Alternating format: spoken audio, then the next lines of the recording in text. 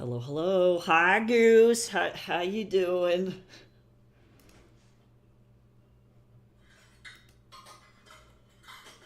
Hopefully, relatively okay. I'm doing.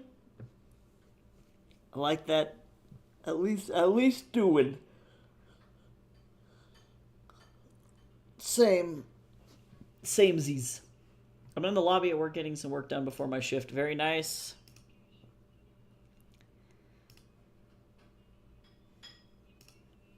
We got some audiobook recording to do in here today, and I have to do a bunch of stuff like recording room tone and then going through and figuring out which chapters are fucked up.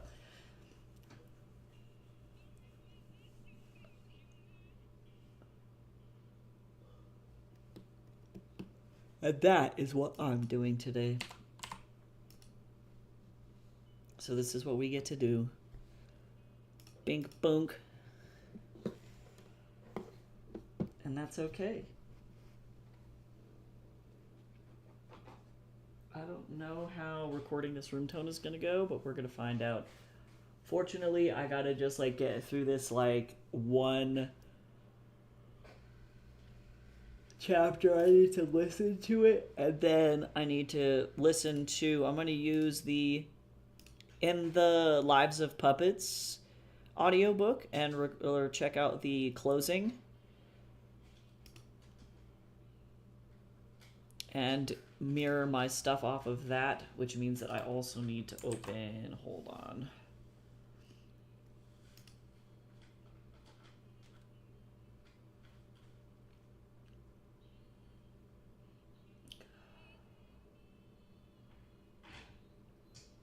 I guess it would have been in chapter 1.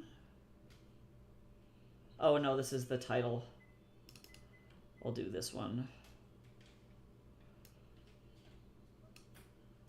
Because then I gotta go find this audio file, and I really should have moved it.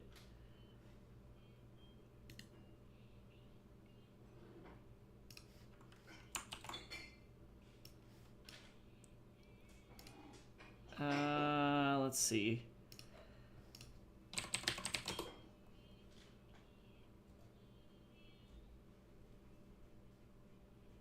Right, so I probably lost it. Because this is who I am.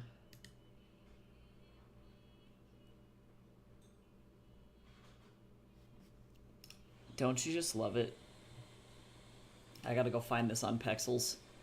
Or Pixabay, rather. Let me see. So let me get this out of here.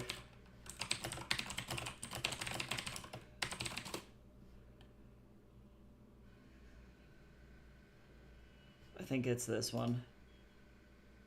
Yes. Found it!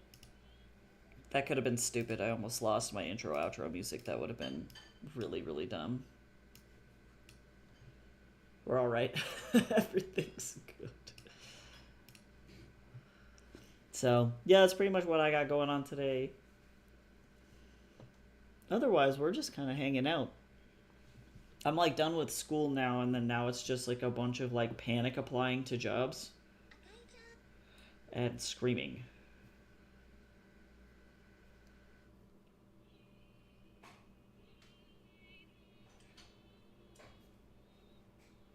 But that's okay.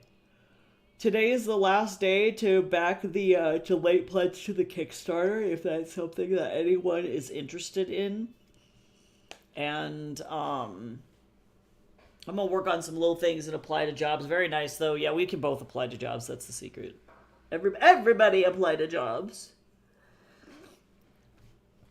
But yep, the Kickstarter, it's on late pledges still. So if you're interested in doing that, I will go ahead and drippity drop this. There you go.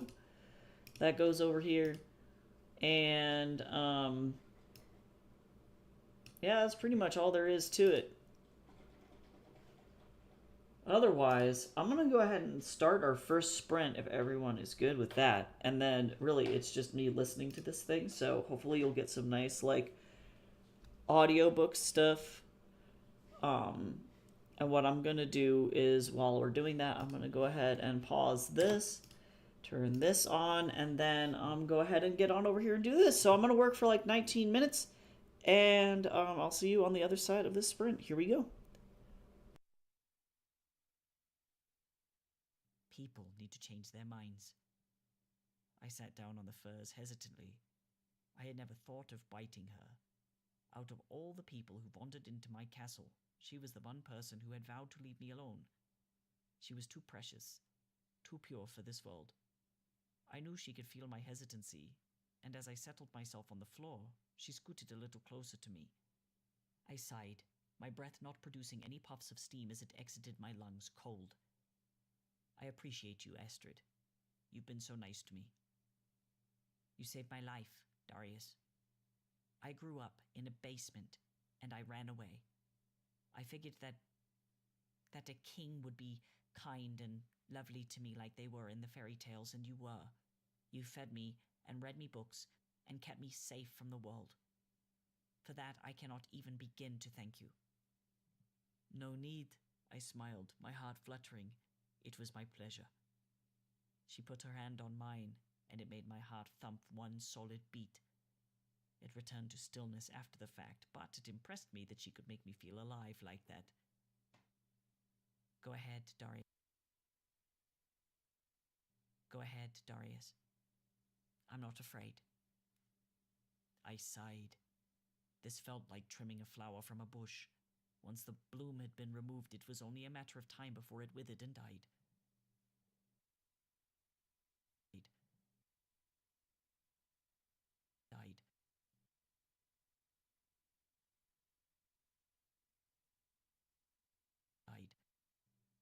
I would have rather cultivated the plant, watering it and keeping it exactly as it was. And though I had fed several hundred times before, this felt dirty. Perhaps it was because she was the first person who ever genuinely believed in me, believed that there was still some goodness in this old, rotten, bitter heart. I did not want to take that from her. I harbored one last moment of hesitancy before I gently pushed her fiery curls away from her neck. She smelled like her neck.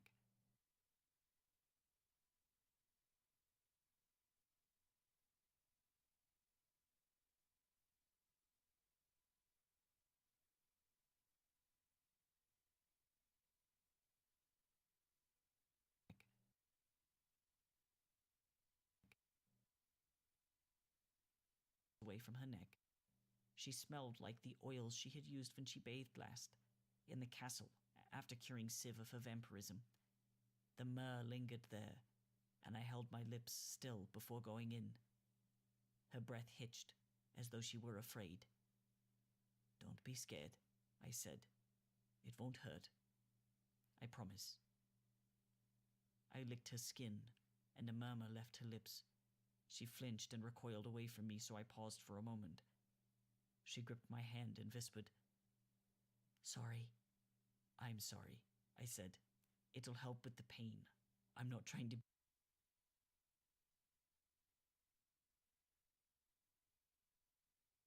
It'll help with the pain. I'm not trying to be a pervert. Promise. Oh, okay. I bit into her, for the first time since we had met, and her blood flowed into my mouth. Blood, you might be thinking, nasty, tinny, globby, and coagulated. To vampires, it is the elixir of life, sweeter than honey, and smoother than wine. I drank, her heart pumping her essence into my mouth, but after only a moment I stopped. I kissed the puncture site, and I licked it again, closing the wound. She exhaled as though she had been holding her breath. My tongue glided over my lips, her blood giving me a little color for once, but I was quick to wipe any overflow away with my dark handkerchief. No good looking unprofessional. Are you all right? I asked, mobility returning to my fingertips. I had taken less than usual because I did not want to hurt her, and I would rather not her lasting impression of this experience be one of terror. She touched her neck, looking for the wound, but found nothing there. She struggled to find me in the dark and reached into the line of firelight that came through the flap of the tent. Her fingers glimmered as they crossed into the twilight, and my gloved hand met hers. Her delicate, plump hands began to pull my glove away.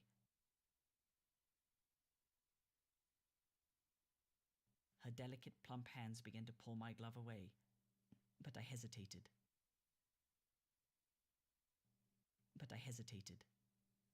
My hands are like ice, I said. You don't want to touch them. I do, though. May I? Her words left her lips in a breathy whisper. I had never seen her like this, and it was certainly not the doing of any magic. If you like. She pulled my glove from my hand and let her soft skin touch my icy fingers. She held my hand up and blinked slowly. I was always told royalty had beautiful hands. I guess they were right. Her fingers danced up the lace of my sleeve over the wool of my jacket and then to the frills at my collar. She hesitated as she touched my chin, smooth and clean as the day I had become a vampire. I cocked my head a little and furrowed my brow. What is it, darling? You never did find your fairy tale princess, huh? Well, I did, but I had to let her go. I chuckled. The original Clara is long gone, and her fiery spirit lives in Lillian now. She will never want to be with me, and it was foolish of me to try. Astrid scrunched her lips, thought on the statement for a moment, and then said, While I don't know why Clara did not want you, or the total truth behind what happened, I want you to know that I think you're a fairy tale prince. Darius. I paused and started to chuckle, then that chuckle turned into a full-blown laugh. I toppled onto my back in the furs and laughed for a good moment, feeling more and more revitalized, and I opened my eyes only when I could feel Astrid gazing down at me. What's so funny? She demanded. I'm terrible. I abandoned my kingdom, destroyed my family, and fell prey to a game of fates with me as a pawn. I've killed innocents, raised towns. You saved lives, and I'm making things right. Astrid put her finger to my lips and shook her head. I'm happy to have been here to see you change. She leaned on my chest, her elbow pushing into my rib a little. It was not the most graceful movement, and I winced as her weight shifted on top of me, sitting up to move her. As I did, our lips met. She froze. I froze. I didn't know if that was her intent, but she recoiled. A breath passed between us as we waited for the other's reaction. And then she kissed me again. I couldn't believe it. It was the first time in a long time that I did not feel self-conscious while kissing someone. Yura had been the last, but that confidence had slipped away as our relationship fell apart. Now Astrid reminded me that I felt safe. Our lips met, then tongues. Her hand played in my hair and pulled it out of the long braid I wore, and I unfastened the drawstring of her cloak. We touched, and were touched, and time slipped from me. Before long, a little sparkle of the dawn flitted in through the window on the door of the wagon. Astrid had long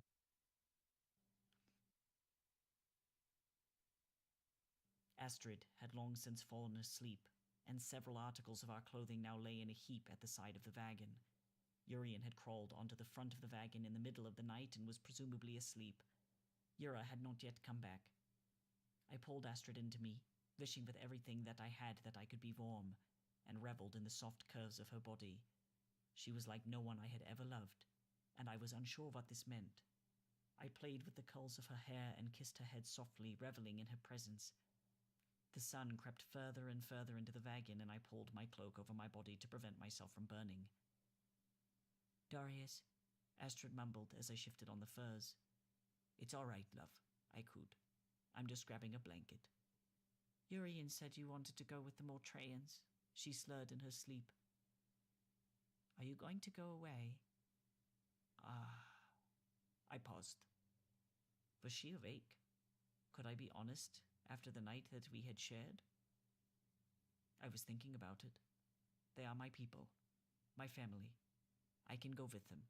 They hunt monsters on occasion, and I could be a great help with that. Find someone to cure me. Urian isn't sure if his god will let me, though. Why not? I am still an undead thing. Perhaps his god will let me go as long as I'm good. Follow the rules. Wherever you go, I wish to go with you. My cheeks flushed as much as they could. Was she serious? In earnest? I asked. Someone has to make sure you've actually turned over a new leaf, she joked. Wouldn't want you doing anything reckless. No. Of course not. She cuddled into me, snuggling her plump body up against my lithe one, and pushed her cheek into my shoulder. She returned to sleep, dozing into sweet dreams, and I watched the sun come up. I had never been so excited for the dawn.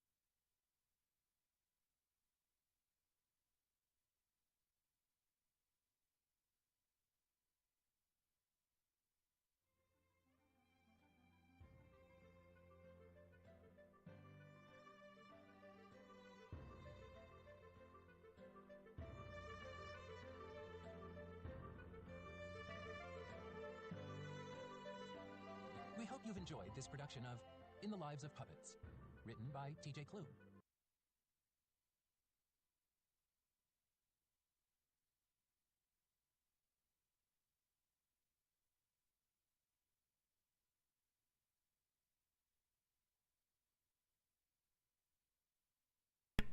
Alright, just for a heads up for everybody on stream, I am going to be recording, so sorry if you get jump scared. I'm going to be, recording a little bit of audio, so sorry about that.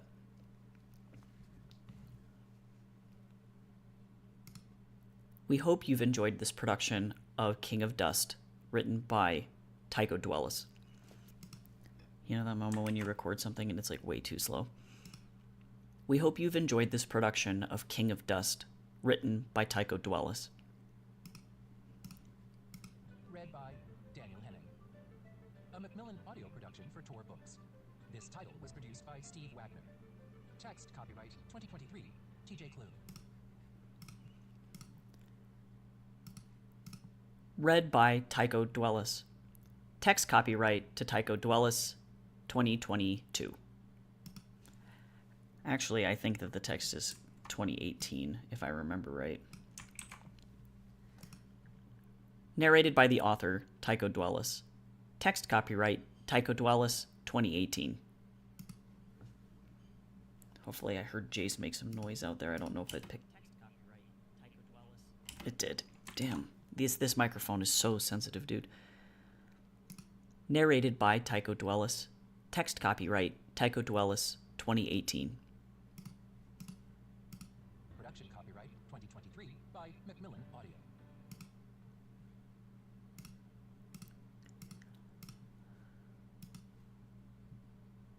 It really does, though. That is not even a joke. Production copyright 2025. It's 2025. Production copyright 2025. Tycho Dwellis. Tatsu, why, dude? Get the fuck out of here, man. God damn it. Hi, Cal. I'm trying to record and this cat is just relentless. Hold on, I have to go and kick him out.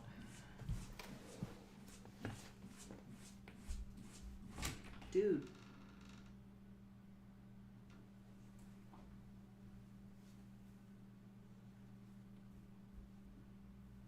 Get on out of here, dude. The sooner I get through this, the better. This poor cat, he wants in so bad. How you doing, Cal?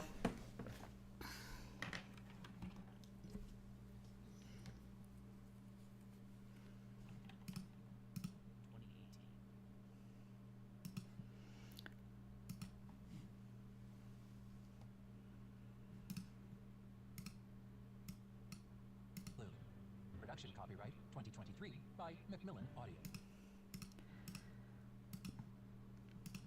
Production copyright 2025 by Tycho Dorian Art and Writing. Damn. Production copyright 2025 by Tycho Dorian Art and Writing. All rights reserved.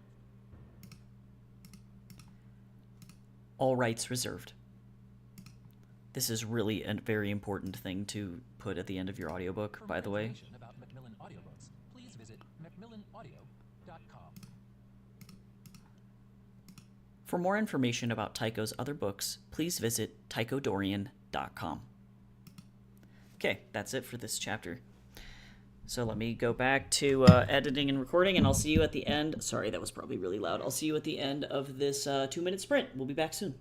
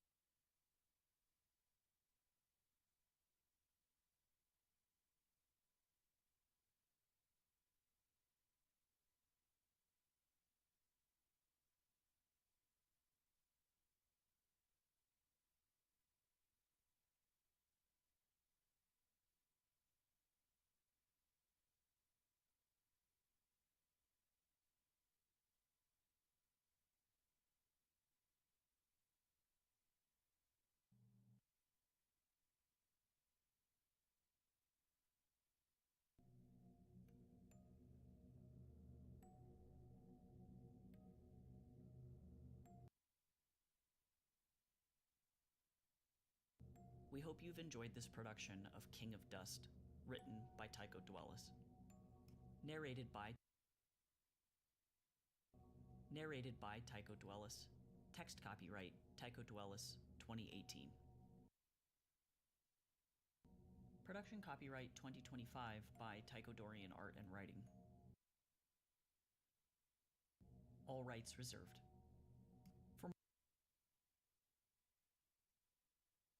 For more information about Tycho's other books, please visit tychodorian.com.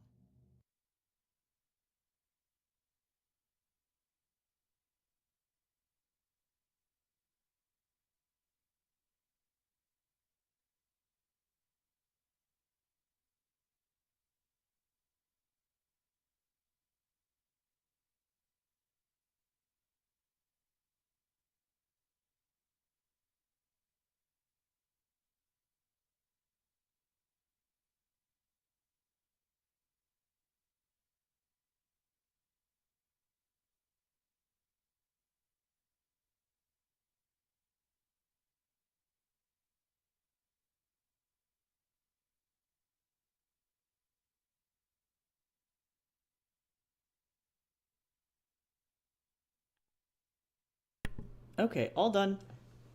How you doing, Cal?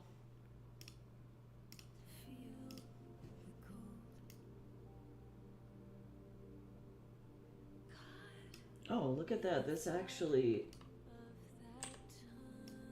I'm gonna just export this as is.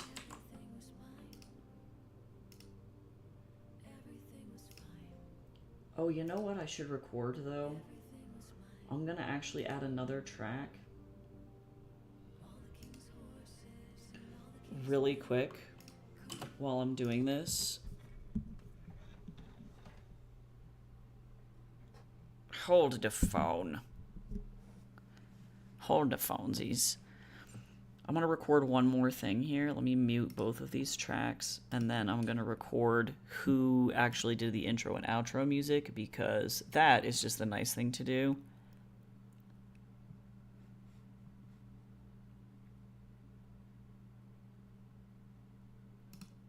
Title and closing music by Universefield on Pixabay. There we go. That's the nice thing to do. I technically don't have to give attribution, but it's the nice thing to do. Don't be a weenie. Hi Viridian, how you doing? Nice, making some decaf Earl Grey, very nice.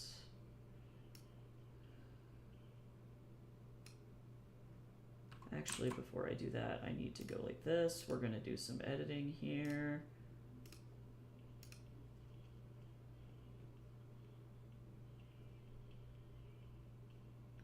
See, filter curve.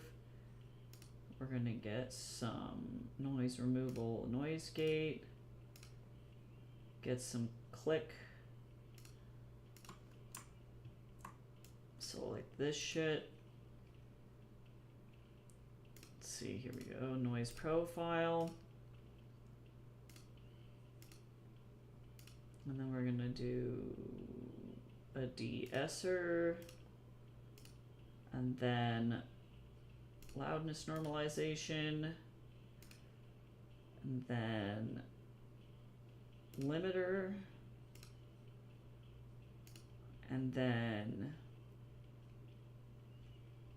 another loudness normalization. And then we drag this son of a bitch up here. Thank you, his name is Wilson. That's my sushi man. Oh no, I've had a terrible migraine all day, so I'm pretty out of it. I'm so sorry. That sounds not great. Hopefully it'll go away soon.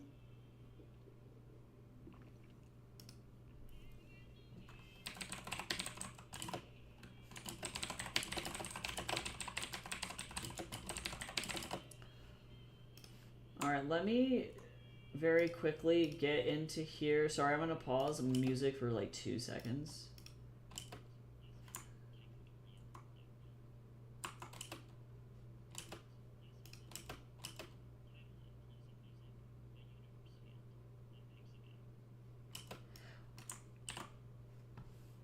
Alright, there we go. Much better.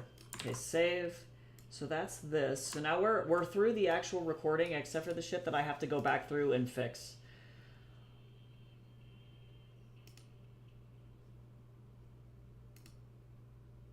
Okay, so I can get rid of this. Thanks, TJ Kloon. Oh, well, actually, I'm going to go ahead and return the book so that way other people have access to the audiobook so that I'm not an asshole. This is why we return library books. Manage loan, return early, return loan. There we go. Now that one person who's waiting can go and enjoy it.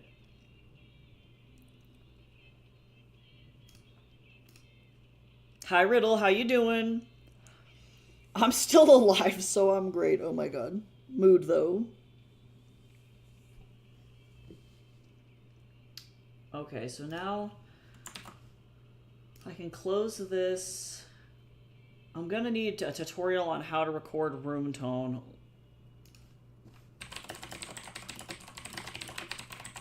On how to record room tone in Audacity. 10 to 60 seconds of silence.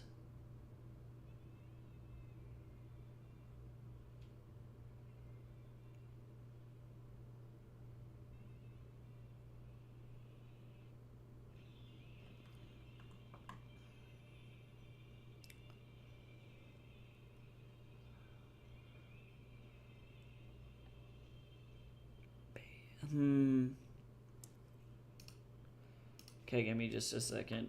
I need to do some multiple things here. Painting an actual painting, amazing. Hopefully that's going very well.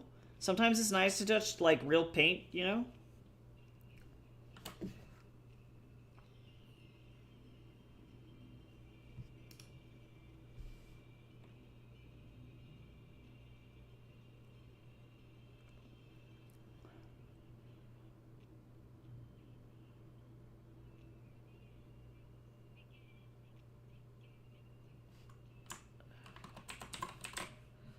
So I'm trying to figure out how to actually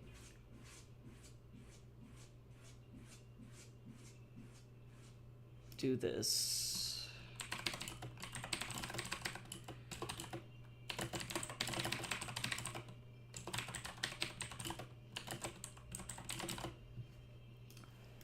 Let's see.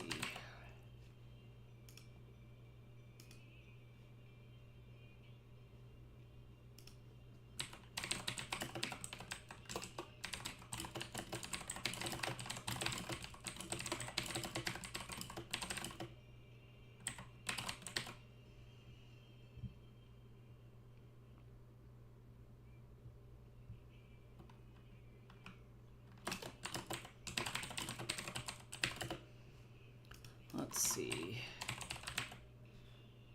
Well, we had something that was not even on their menu.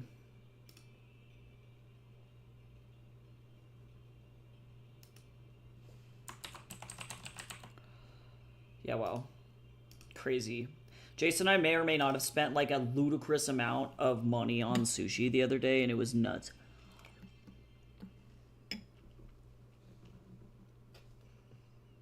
Oh, cuddly art, that's cute. I love that. You add a bunch of real-life animals into one hybrid. Oh, interesting. Yeah. Chimera, I think is the word for that. Very cool.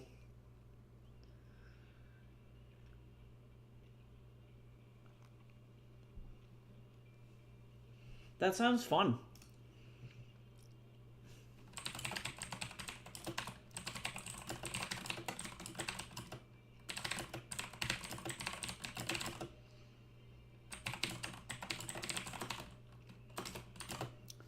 Trying to figure out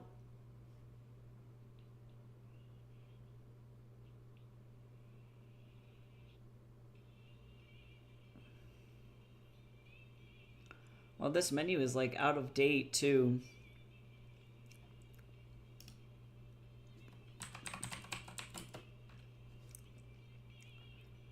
Damn.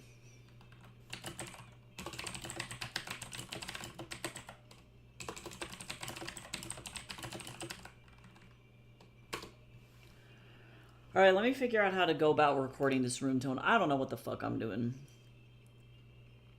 Oh, now you're just doing the background. Oh, sweet. That sounds fun, though. I'm having such an issue with backgrounds. If anyone has any background learning resources, let me know. Okay, so here's my question to you. What do you have trouble with when you're working on backgrounds? That would be my first question. Because I think if you can break it down into smaller chunks, it may be less overwhelming.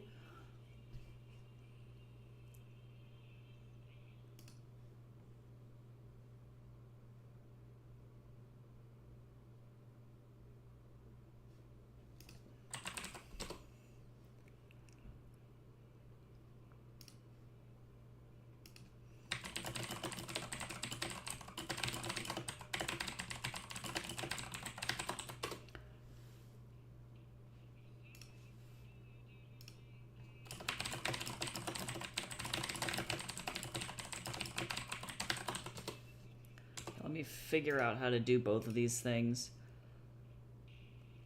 Okay, so light and color are kind of connected to each other, but they're completely separate.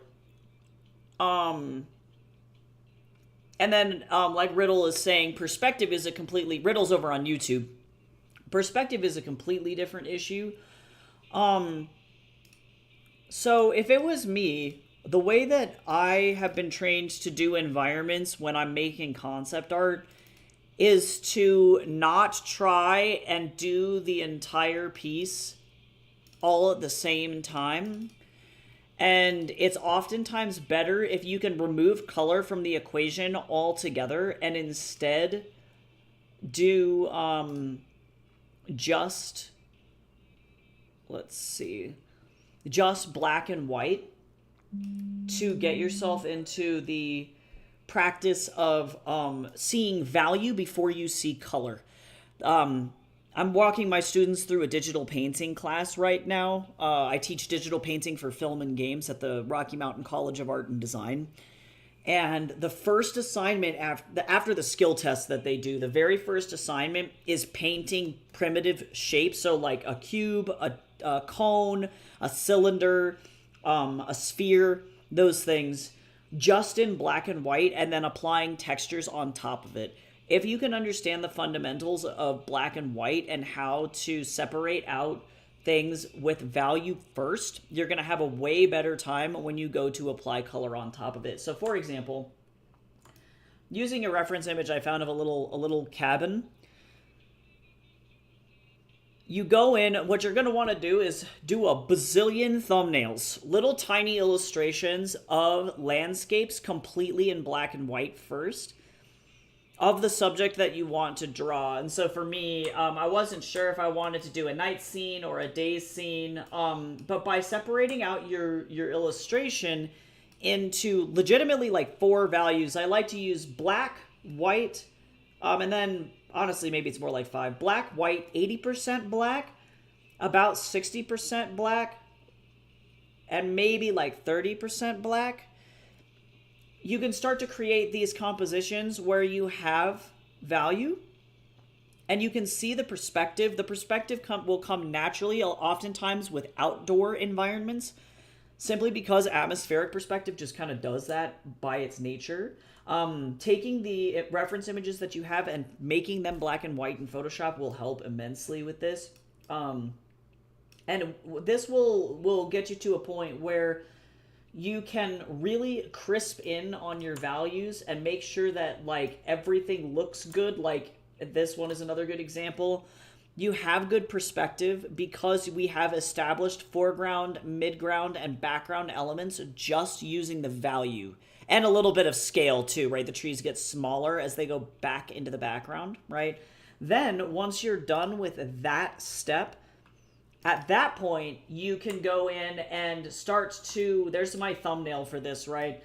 Then you can go in and start to refine the illustration in black and white first.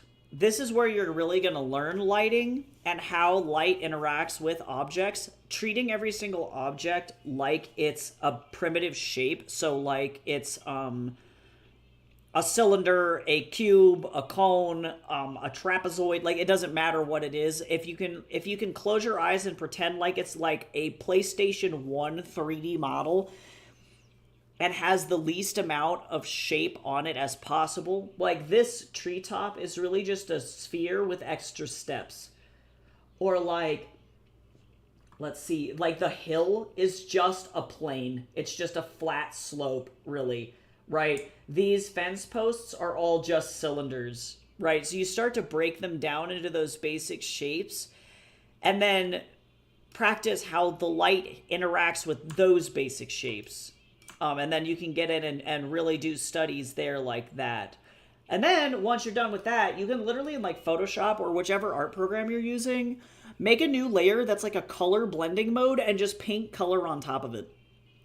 At that point, your values will be so strong that you can just throw color on it and it'll be totally fine. Of course, this is not the only way to paint environments. There are plenty of illustrators who just paint environments straight up, just color first. But I find that like for the process of like developing the value and developing the strength in value first, that can be way easier to do it that way, if that makes sense. Another great resource that I would highly recommend is going to see how Loish does environments. And she did a tutorial, I believe, on environments. And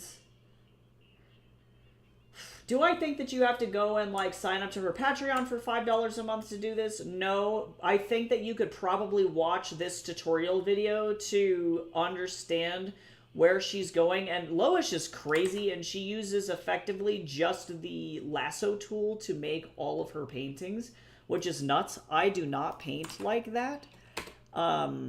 This is a link to this tutorial video. And the marquee tool is an amazing tool for sure. Subtle Gaussian blurs, some blooms here. And she's going in and drawing a figure. But I think that this video does an interesting level of breakdown on how to break down different elements. I don't think that this is necessarily the best tutorial in the world. However, I do think that Loish's environment illustrations, when she's taking a lot of time to do them, are very, very, very, very good. I would recommend looking at her stuff and trying to do some studies if you can. But yeah, simplifying things down, making things black and white, that will definitely help. Riddle saying that they think that outdoor is easier. And yes, having a reference is insanely important, typically for everything. You can't really draw it without looking at it. That's just the way that it goes. There's a reason why Renaissance painters, even though they were masters at their craft, would get human models into their studio to draw from. They're not just pooping it out of their brain, right? I personally would always recommend drawing every single thing from reference. Your anatomy will be more accurate. Now, not everybody has to do this. You draw the human figures so often eventually, and you'll be really, really good. I think about my teacher, Scott. I just got done with a class with this guy. He's going back to Disney to be a storyboard artist, which is great. He was out of work for a little while because the industry is awful, not because he is bad. But this guy doesn't really use references at all when he draws. This was probably something he whipped up in, like, I'm not even joking, like 15 minutes. But when he's doing drawings like this for storyboard, you don't have to be 100% accurate. But if you're doing fine art paintings, using reference is going to be really, really, really important. He draws people for a living, and so you get really into practice, but having reference images open is going to be essential when you're trying to learn the fundamentals of something. I think that for, like, if outdoor environments are easier than indoor, that depends on the person. For me personally, I find that there is more freedom in outdoor environments, and I like doing the lighting and that kind of stuff more than interiors personally. However, I recognize that interiors are more mechanical, and if you're more comfortable working with objects as simplified primitives, interiors will be easier because they're less like free form. You know that perspective is going to work the same way over and over and over. I mean, there's a reason that art and architecture is considered an art. You can get an MFA, a Master's of Fine Art in Architecture. It's considered art because it's mostly math. So if you find that you like more math and you like that technical aspect more, or like being able to have like a reliable grid, like a perspective grid is more comfortable, I would recommend practicing interior environments. But if you find that to be really intimidating and you want to play around with other stuff, like Bob Ross, for example, he never once ever probably did an interior illustration. He only was doing exteriors because they were very freeing, and he could get away with being very free form in how he produced them, if that makes sense. So finding something that you think is visually very pretty and going crazy is definitely my advice there too. Or if you can find a reason to draw the environment, that's always good too. Like for me, I was building a narrative portfolio, so if it's like, yeah, I want to be able to have these environments that my characters can live in, that will make it way more interesting so you don't get bored halfway through and then don't want to do it anymore. You know what I'm saying?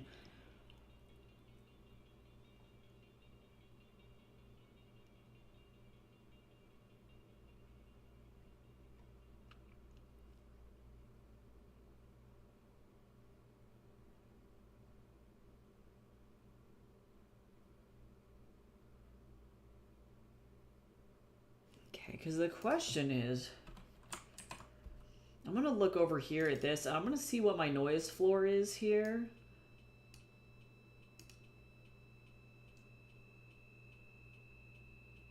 Let's see, analyze. What am I looking at here? Plot spectrum. Oh, whoops. Let's do this whole thing. So sorry, that was probably a really long answer.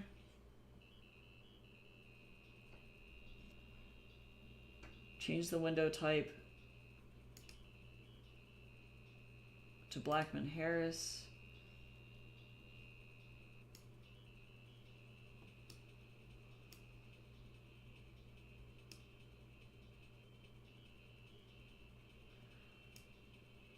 I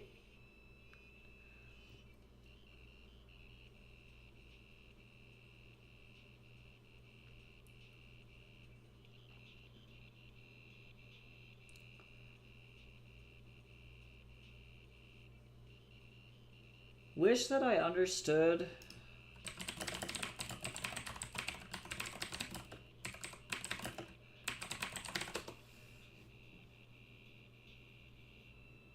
how to read this. I feel very lame. Take your time. Yeah, true. Yeah, step way the hell back away from your monitor. Yes, yeah. Literally physically get up and walk away from your monitor and look at it from a distance, just like you would an actual painting. That's huge. That's huge.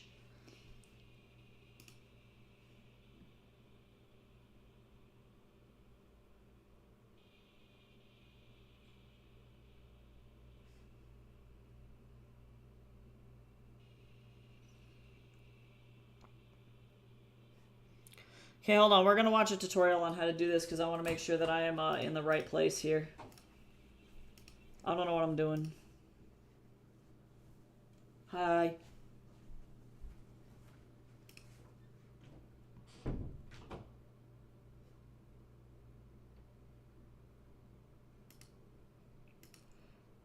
Okay.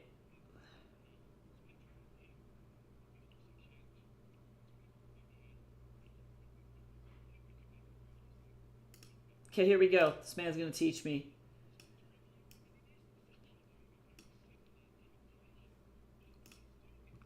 Teach me, British man.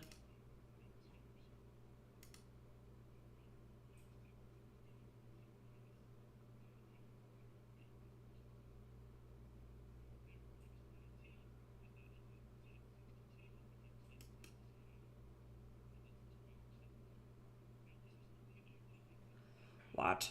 Hi, Badrick. It's going okay. I am trying to figure out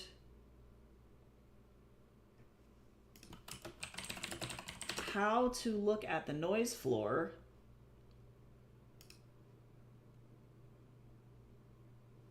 and understand what I am looking at.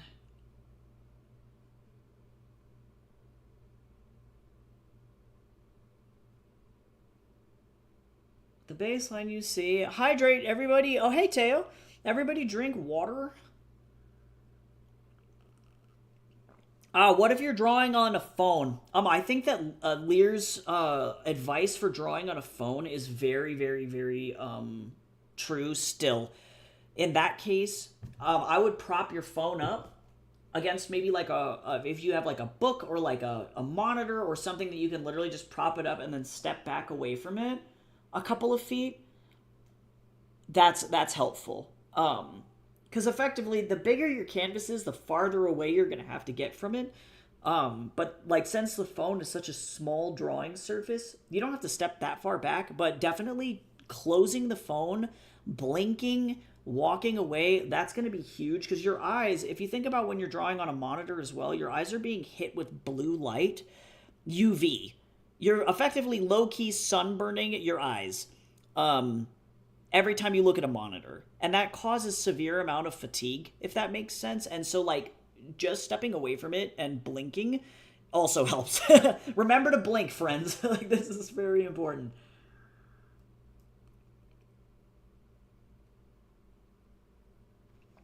Okay, I'm like, what am I looking at here? Because I wish that I understood.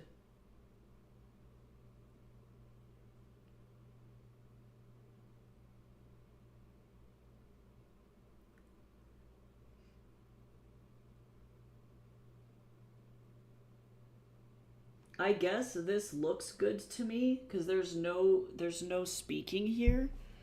And actually what I should be doing is I'm going to go and look at this particular segment here. Because this is silence. And then that's 72 decibels. So I think I should be okay. I don't know if I even need room tone for my stuff. I'm trying to figure that out. I'm doing pretty good though, Badrick. Oh, 2 out of 5 exams done this week. You're making it happen.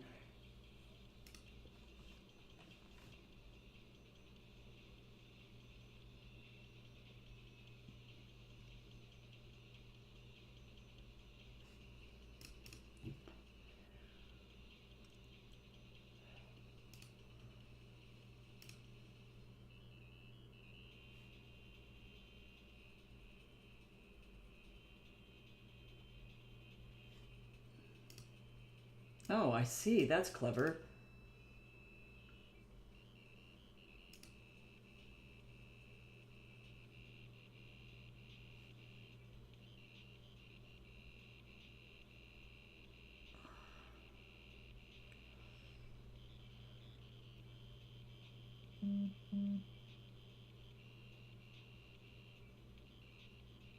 But like...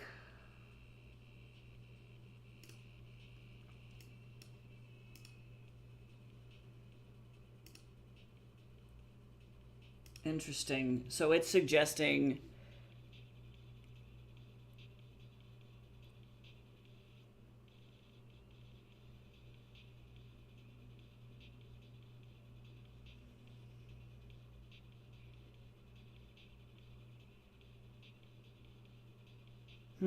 I'm trying to figure out if I need to add room tone or not.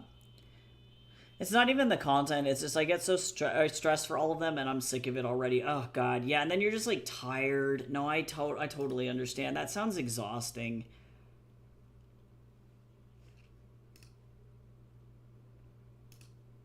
Let me see if I can get...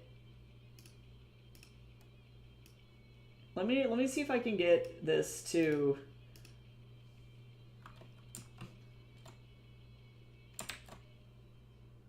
Hold on.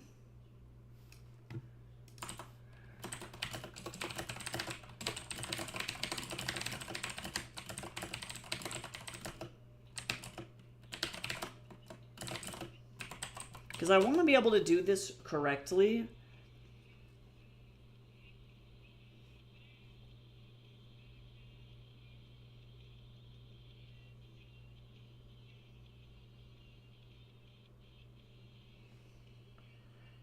Because I'm trying to understand. The cursor is at 29 hertz.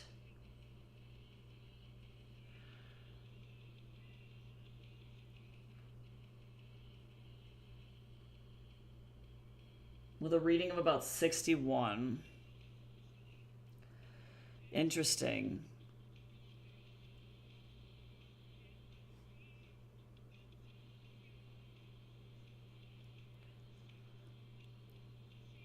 Interesting. Okay, hold on. Let me see. I'm gonna do this way. This seems like it feels like cheating.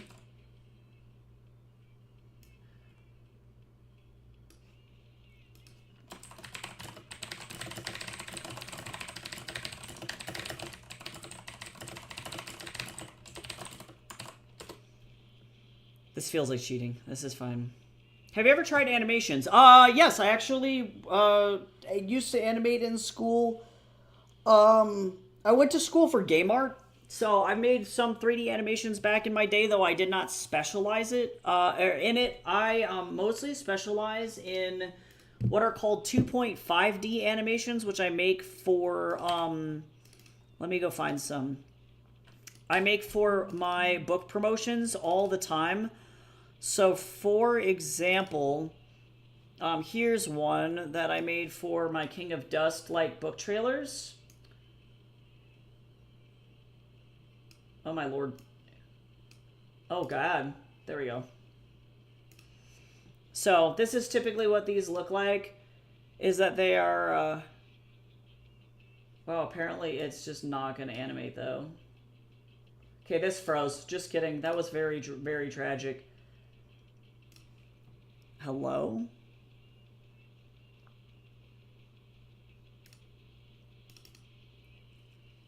Let me see if it'll go. Yeah, there we go. So you can see that these parts move, and they just kind of do what they do. There's like eye blinking and stuff happening up here as well. But they, like, 2.5D is different than traditional 2D animation. I'm not trained in like onion skinning or anything like that. I can make animatics, but that's about as close as it gets.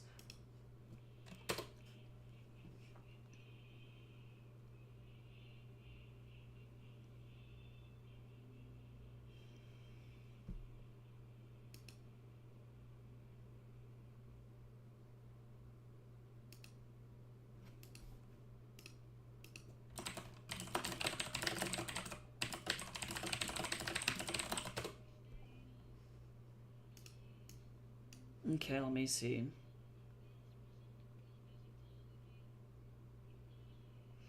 Okay. So this one, apparently, according to this room tone analysis tool, is good. So I'm going to save this. Bye, Badrick. It was good seeing you. I hope you have a good day, and I hope that the rest of your exams go really, really well. Animation is cool. Yeah, I love animation. I find it to be super, super neat. I'm trying to think if I have... Like, this is a way older animation, or, like, older art, so sorry if the art is, like, low-key bad.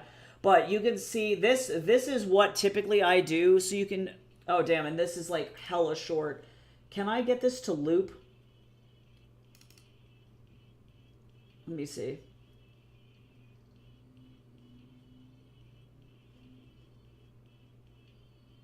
Yes. So if I play this over and over, you can see that there's like lots of movement. People are blinking. You know, Mr. Von Altus's whole arm is moving as he's cutting his steak. Things are moving, and this was like the first one of these that I ever did, so it's like it's not good by any means. But that's typically like what I do. Or I will typically animate like SFX into my stuff. I wish I had better examples.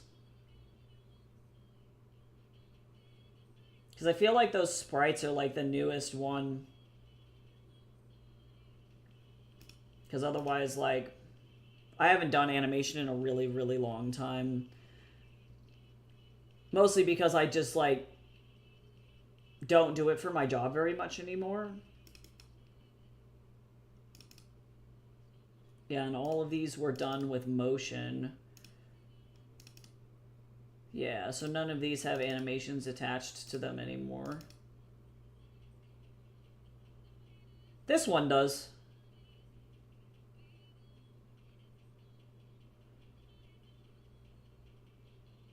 Yeah, let's see. This one, again, was a really, really old one, too. Old. And it's like simple stuff, like 2.5D animation. Yeah, I feel like that first one that I showed is really the better example. The sprites. I used to have a bunch of them that were like other art studies and stuff, but I'm pretty sure that they've been exported to like a different if I can think, hard drive, external hard drive.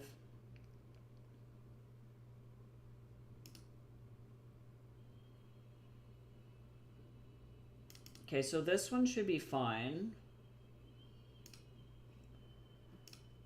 We're gonna try and just see if I can get all of these to be the right format.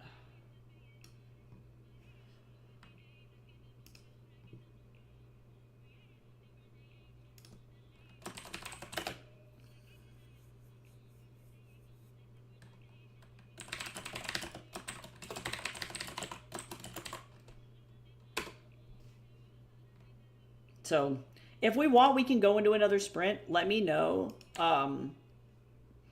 Or we can just sit and chat. That's totally up to y'all. I don't mind either way. I'm going to be doing a lot of analysis on this.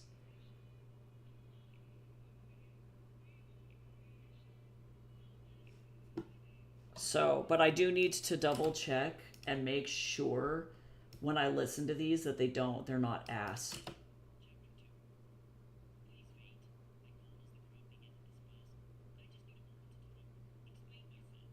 Yeah, that's fine.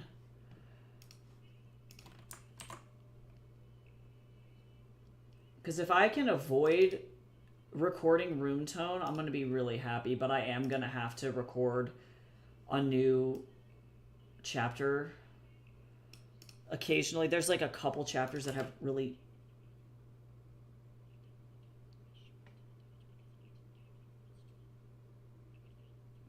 That's fine. So now let's do this. Honestly. Okay, so just for context for what I'm doing here when I'm screenshotting stuff, is I'm actually giving this to ChatGPT to analyze my graph. And this is saving me a lot of headache. This is what ChatGPT should be used for. Also, just as a heads up for everybody who is curious and invested in copyright law and how ChatGPT is impacting authors, specifically, the U.S. Copyright Office did make a ruling on what is considered fair use for using ChatGPT when you're writing your books. And using ChatGPT as a research and analysis tool has been deemed as okay. It is not stealing. It is not copyright infringement. Using ChatGPT to write the novel, even if it's just portions of the novel, is considered copyright infringement. So I'm going to probably make a video on that soon.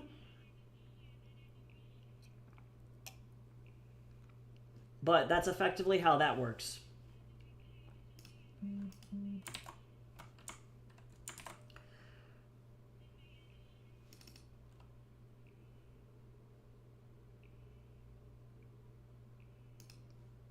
And for people who are not familiar really with like how that works, that might be kind of tricky.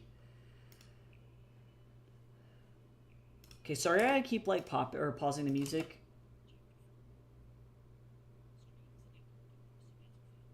Okay, cool. Great. I just have to make sure that there's no weird hum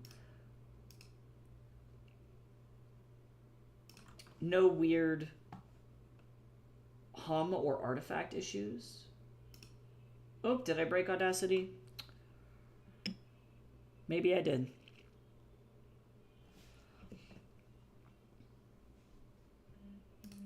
Yeah, in other words, don't be an ass. Oh, I have a new package. Wow! Oh, this is not...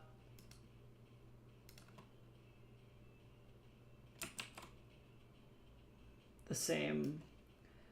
Okay, we'll see what this says. This chart looks totally different.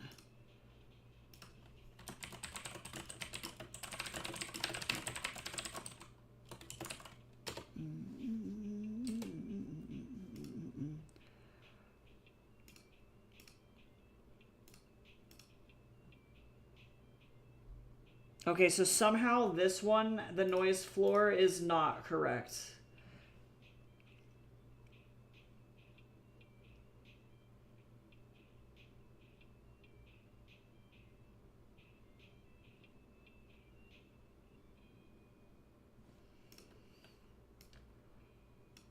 Okay, hold on. I need a silent portion that I didn't fuck with.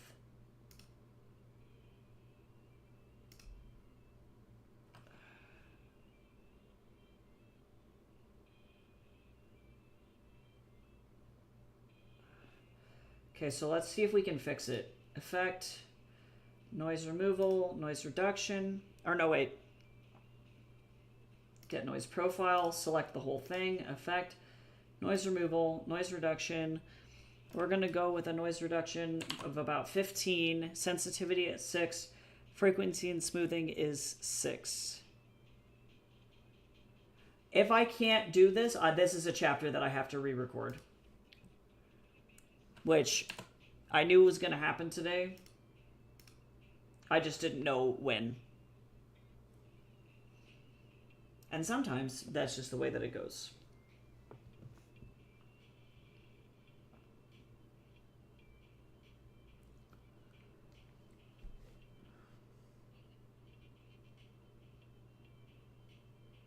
Okay, this is taking forever.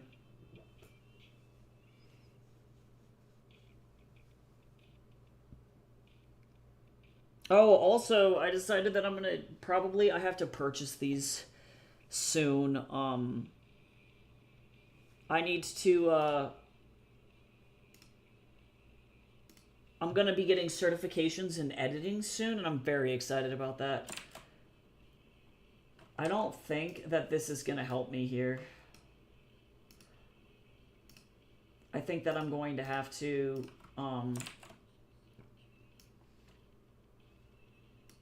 re-record, but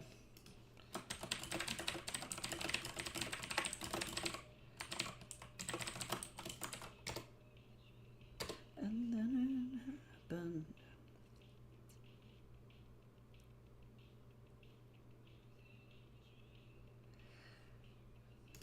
Okay, so let me see.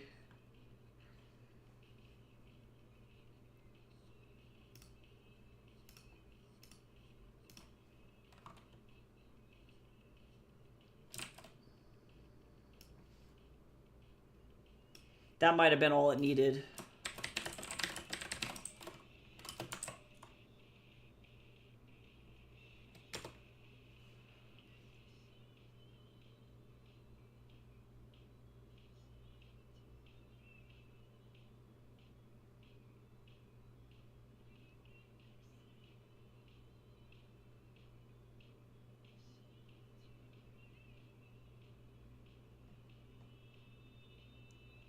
Okay, I think that this is okay. So let me re-export this, because otherwise it's not going to make it. Oops, not here. Gotta put it in the right place. But yeah, let me know if y'all want to go back into streams, or if you're cool just like vibing and doing a stream this way. It doesn't matter to me either way, but if like you guys are looking for sprints, I don't want to like make it so that we're not sprinting, you know what I'm saying?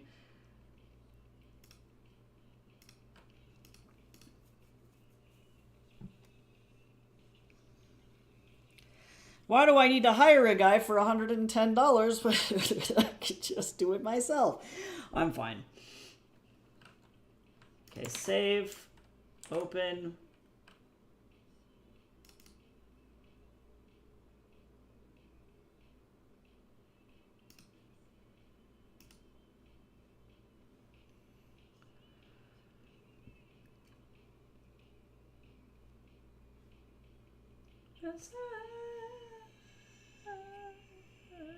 Just a kid.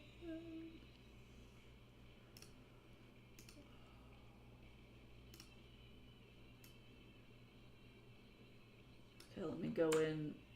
I gotta listen, so sorry for silence. Oop! Okay, we might be going back into a sprint because you want to know what I heard? That's bad. Alright, so we are gonna select this whole thing.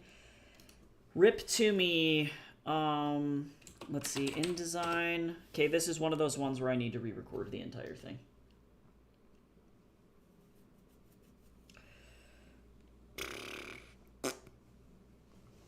That's all I gotta say, is just fart noises. It's the fucking Sexy Yura chapter. It's chapter 5. I'm really hoping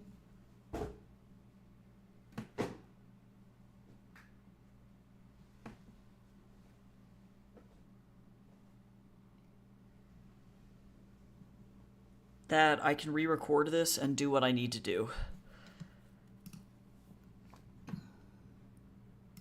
Because how long is this chapter? Oh, it's only 8 minutes. I ain't worried about that. So you guys get free audiobook stuff. How does that feel? And then we get to listen to this again, so then I'll probably start a sprint. So let me do that. I'm going to start another sprinty for those working. 9, 10, 14 minutes, which gives us enough time to record this chapter.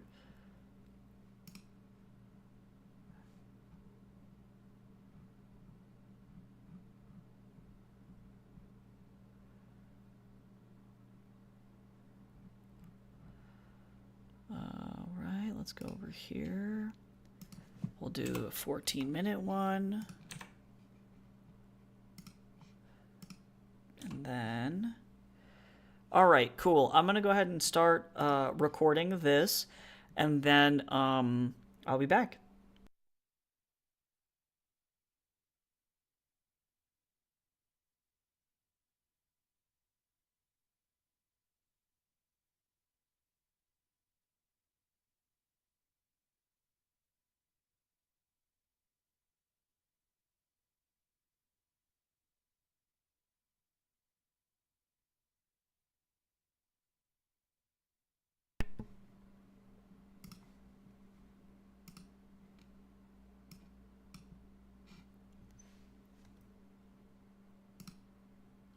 Chapter 5. I hadn't kissed Yura like that in years. I had forgotten how gentle he was with me. For a moment, in the back of that wagon, I lost myself. He unclasped my cloak, tossing it to the floor to get it out of our way and to return my face to my own likeness, and he kissed the top of my fingers through my glove, gazing at me with his once blue eyes. Now, they glimmered like rubies in the dim light. He pulled the gloves from my hands and tossed them to the floor. Okay, so what I need to do now is I need to double check. Okay, so what I'm going to do really quick during this sprint is I'm going to apply everything that I would to this to see if I can hear if there's a problem.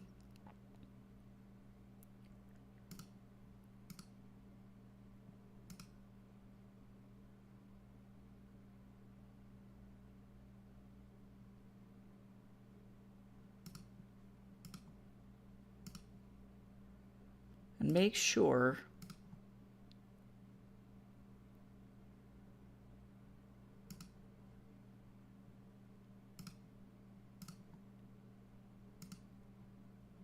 that this is not shit.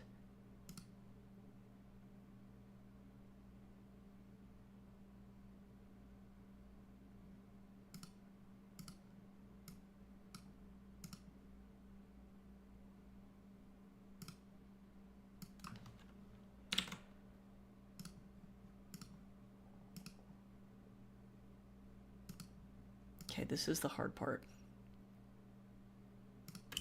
Chapter 5. I hadn't kissed Yura like that in years. I had forgotten how gentle he was with me. For a moment, in the back of that wagon, I lost myself. Are you guys hearing any weird noise? Let me know. A weird hum? My face to my own likeness, and he kissed the top of my fingers through my glove, gazing at me with his once blue eyes. Now, they glimmered like rubies in the dim light. He pulled the gloves from my hands and tossed them to the floor.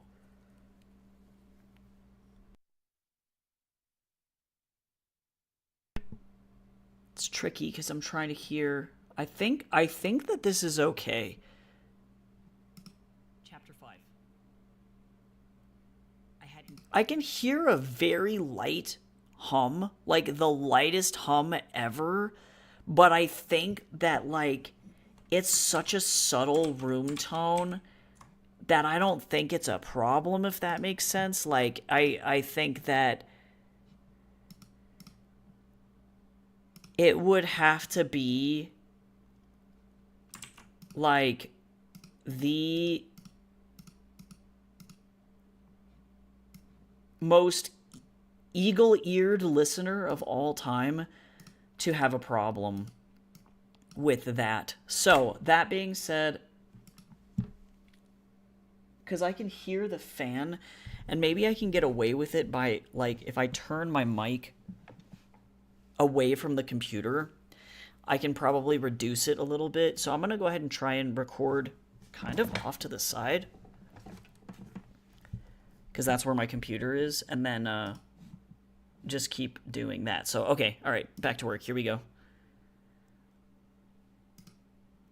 You need to relax, Darius, he whispered. His hand slipped under the clasps holding my coat closed, and he loosened them, sending the coat over my shoulder to reveal my shirt underneath.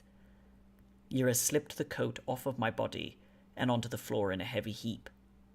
The white shirt underneath was not enough to protect my skin from what chill I could feel. Yura fastened the final drawstring at my collar and exposed my chest. He cooed, "There's the man I fell in love with." My hand slipped behind his head, into the mess of curly blonde hair that topped it, and I kissed his cheek softly. My lips trailed down his ghost-white jaw and to his neck. He laughed as I kissed there. "There's no more blood to drink there, you dirty old vampire." He pushed me away from the wall and onto my back, sliding his hips over my own. Within moments, we were passionately tasting the nectar of the other's skin with our lips and tongues, a tangle of some long-forgotten ritual. I don't know how long we were there. Time slipped away, and I was reminded of why I had invited him into my castle in the first place. He treated me like I was glass. I had never been touched in that way before. Not by anyone. The other women I had invited into my arms before I met Yura all only wanted one thing: vampirism. In the end, it turned out that none of them actually cared for me or my feelings, the trauma and grief I carried. Eternal life was all they wanted. Not Yura. Yura had come to my palace bored. A rich son of a dignitary, he wanted not to live a life of luxury and predictability, but instead to seek adventure. He heard the stories of a terrifying old vampire that lived on the hill in the black castle that topped it, the king of Starkovia, and went to go look. He found me, my troubled past, and my 3 previous wives. He distracted me for a while, and taught me I could love men just as much women. Whoops. Time to re-record that line, that's fine. He distracted me for a while, and taught me I could love men just as much as women. Together, we locked my vibes in the basement. Not cool, I know, but they were scary, okay? And proceeded to rule over Starkovia together. Don't be locking your wives in the basement. Partners. For once, he didn't want to use me. I gave him eternal life.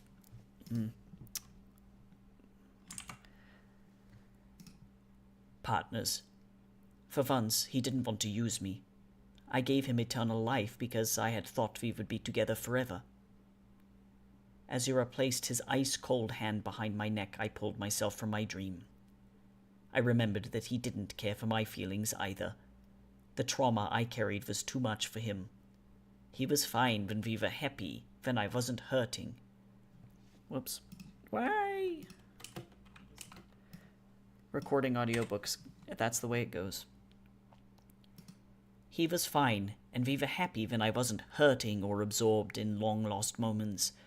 With my forearm, I pushed him off me, my face clouded over with sadness. "What?" he asked, out of breath and eager for more. "I don't want to." His face twisted into a scowl, and he curled his arms around himself, leaning into the wall. "I feel like I'm losing you, Darius.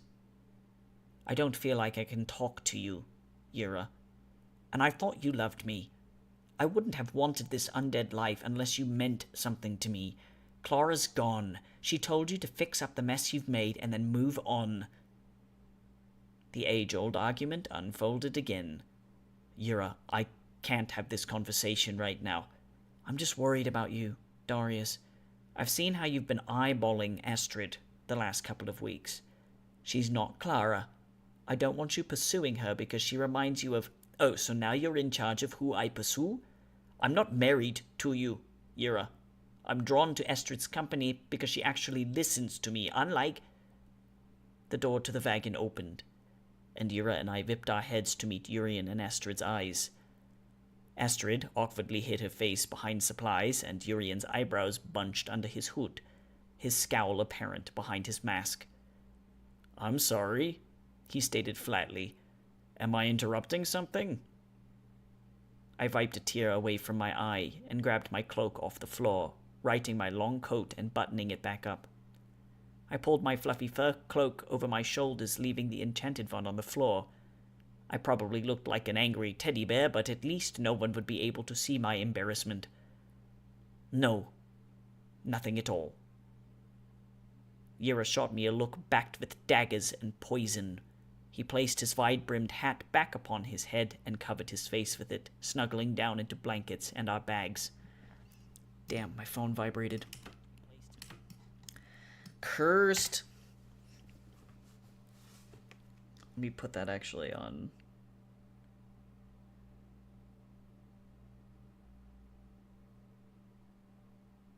Oh, I actually got reached out to by somebody, a recruiter. Is this a real thing? Is this real? I'm like, Okay, let's try this again.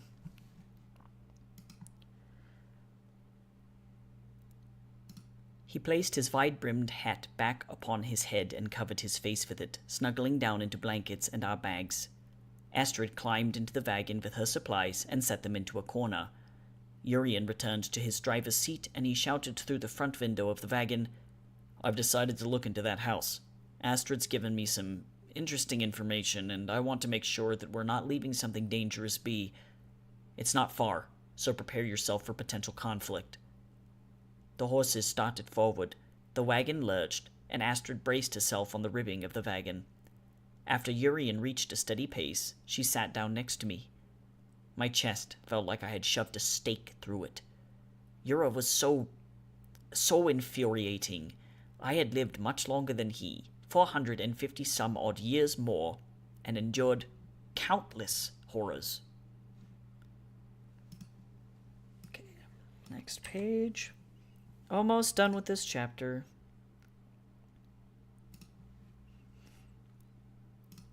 He, on the other hand, was the privileged son of a nobleman from Neston, the only son. He had everything given to him on a silver spoon, could pursue any lover he wished, chase any dream, without money being an issue. But, you may be asking, Darius, aren't you a king? I was a king. My family fought tooth and nail to settle in Starkovia, slaughtering our enemies in our path and claiming what was ours after years of abuse and neglect. We built our wealth slowly, and we were expected to die in battle for our crest. Yura had never even been to war, not to mention that I hadn't gotten over Clara. Clara left a bitter taste in my mouth, more sour than spoiled wine. How could Yura possibly understand? Astrid gently put her hand on my leg, and I jerked back to reality. My eyes flicked to her face, her eyes a puddle of concern, and I couldn't help but feel my tense muscles soften a little.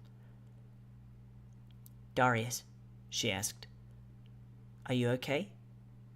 I sighed and grabbed her book off the floor to prevent it from getting stepped on. I brushed dirt from the cover and handed it to her, a solemn smile on my face. "Not hardly. But I'm here. The wagon is rolling, and I have a job to do." "I know Urien is a stickler and doesn't seem to like me being around you much," she whispered. "But if you ever need to talk about anything, you're welcome to pop into the wagon before bedtime." "Are you sure you want to do that, lamb?" Yura snapped, raising the brim of his hat to reveal his garnet eyes. "Darius is nothing but misery and rot. You want nothing to do with him." Astrid paused for a moment and looked between the two of us. I could see her thinking, calculating her next words. "Before my father left when I was small, he grew a vegetable garden. After he left, the garden grew over with weeds and thorns. My mother told me it wasn't worth the time or the effort to clear out the rubbish." Astrid turned her eyes to me and smiled. "But sometimes, Cutting away the rot to reveal a fresh bed of soil beneath it is one of the greatest rewards life can give us. Okay, and now our sprint is done too. How did everybody do? Are y'all working on anything fun? Oh, this is still recording. Love it. Huge fan. Oh, my foot's a sleepy. Okay, let's see if this fixed it. Nice, base sketch is done. Time to clean it up. I love that.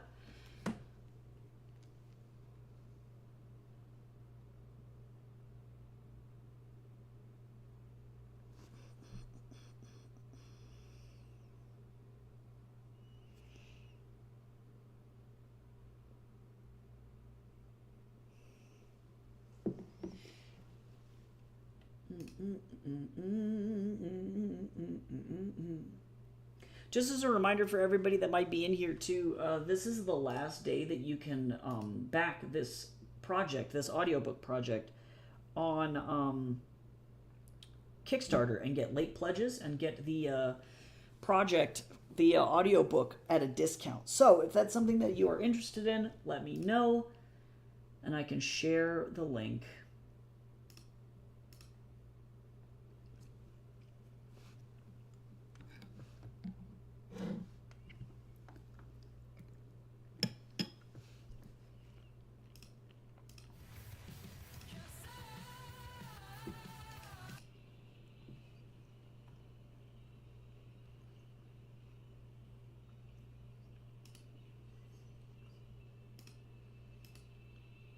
Num num num num num.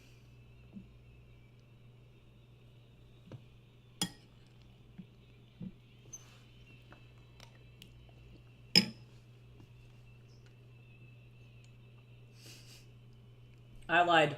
I have an arm. Plot twist. The arm was there all along. The joke's on you.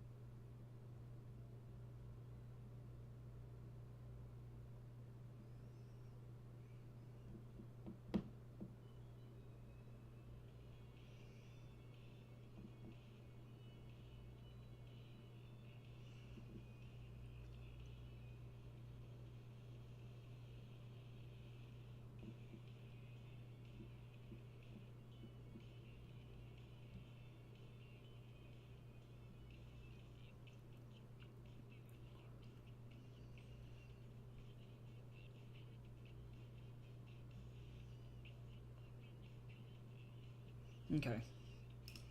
Great. Now this thing is taking 40 million years. Now I just have to awkwardly wait.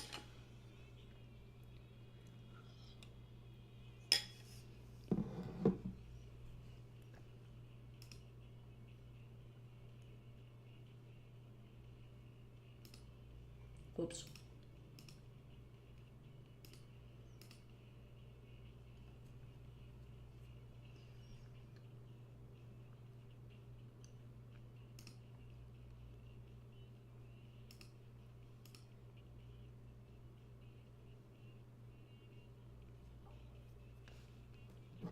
Yeah, because if I can get this to be good, I'm going to be happy.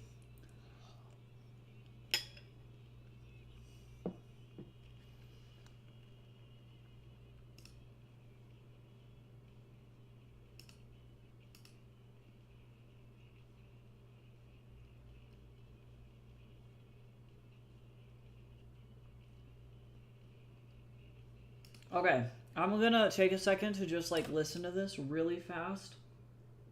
Oh, actually, I need to do one more thing.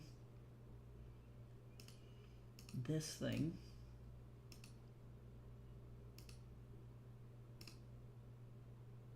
And then I'm gonna listen to it. This is tough.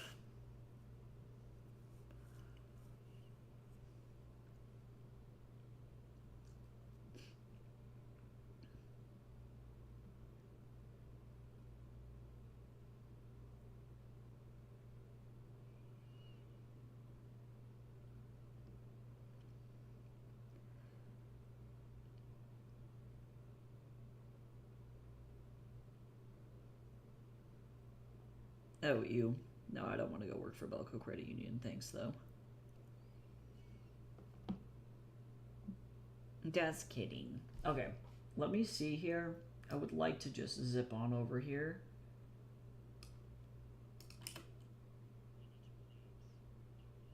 Yeah, and I can still hear the room tone.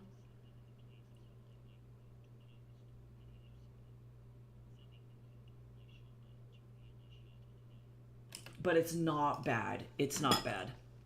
It's significantly better than what it was before. And I need to make sure I don't have any like weird pops or clicks throughout this. And I should be golden.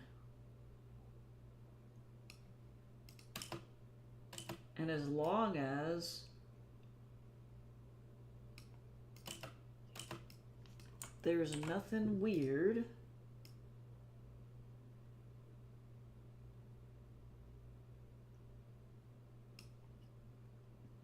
forearm is added, no longer a weenie. You know, sometimes that's all you can ask. I also will randomly forget the arm. I don't know why. It's like literally like it'll just be like one arm for no fucking reason. And I'm like,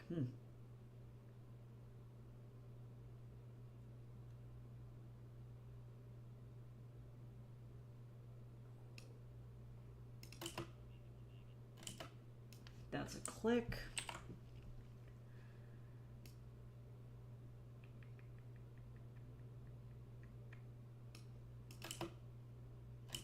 Weird click there too.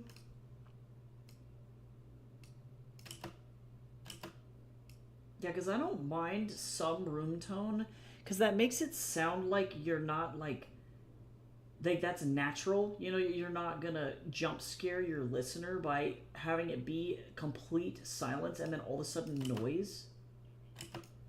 Like, that's bad.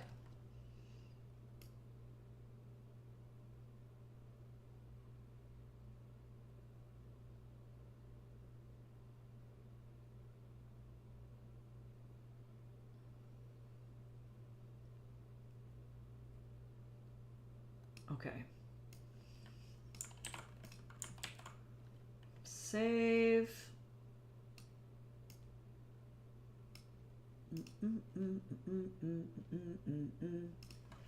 Okay, let's check this one.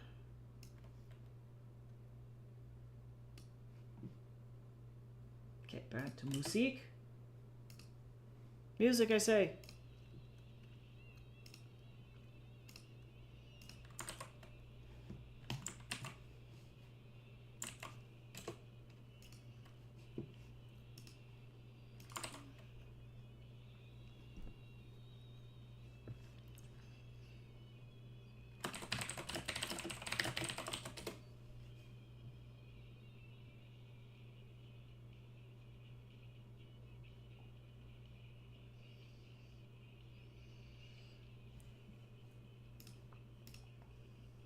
Okay, looking good.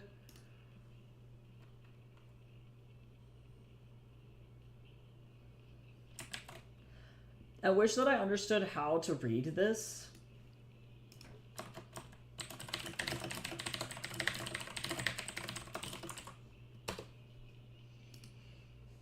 I don't know what's going on.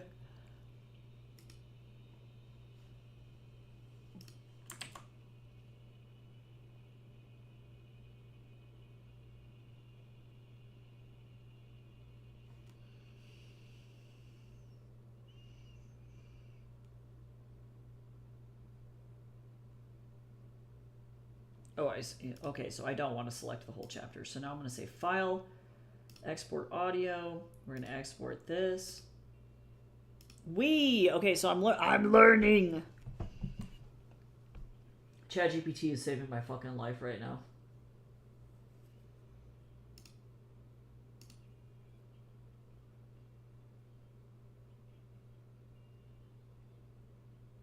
Okay. So now I just have to do this for everything.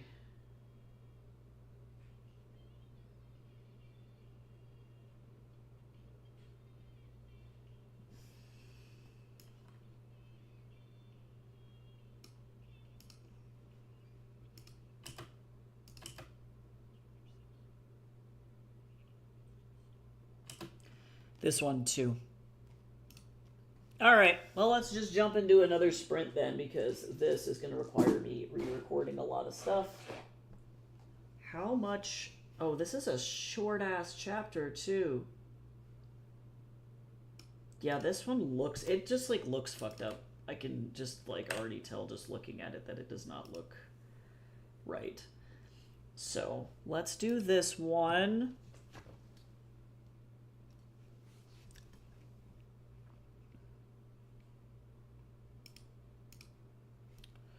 I can close this. Let's go back over here. This one is a short sprint. All right. I'm just going to kind of keep doing this. If y'all are good, I'm good.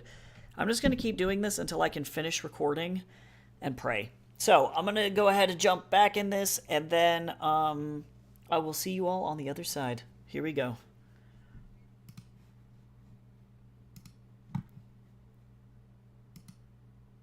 Chapter 6.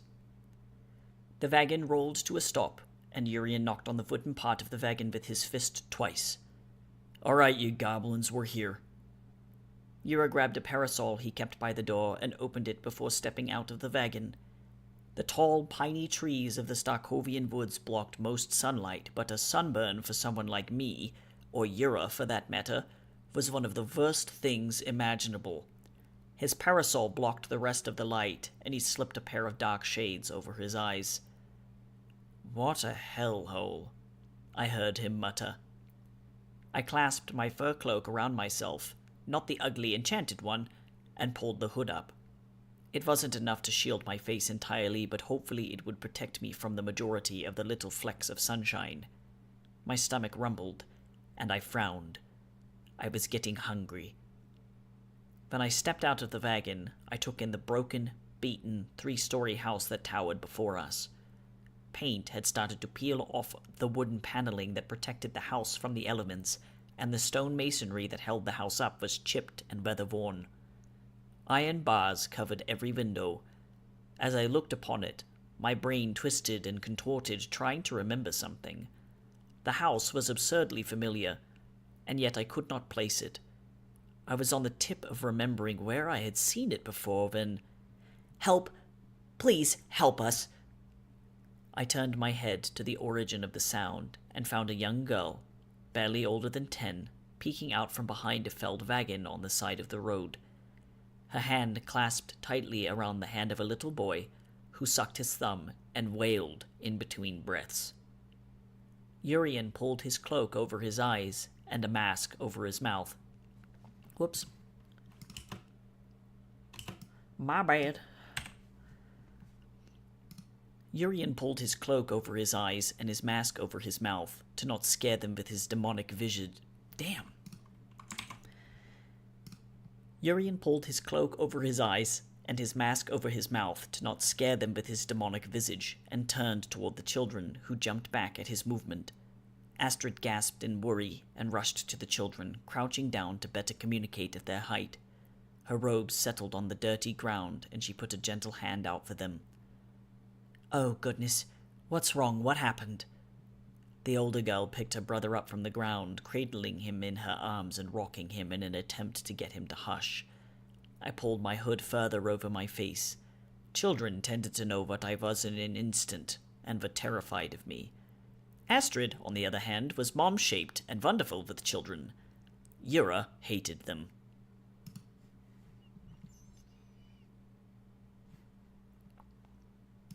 He casually began to look at the details in the architecture of the house, and Urian stayed put.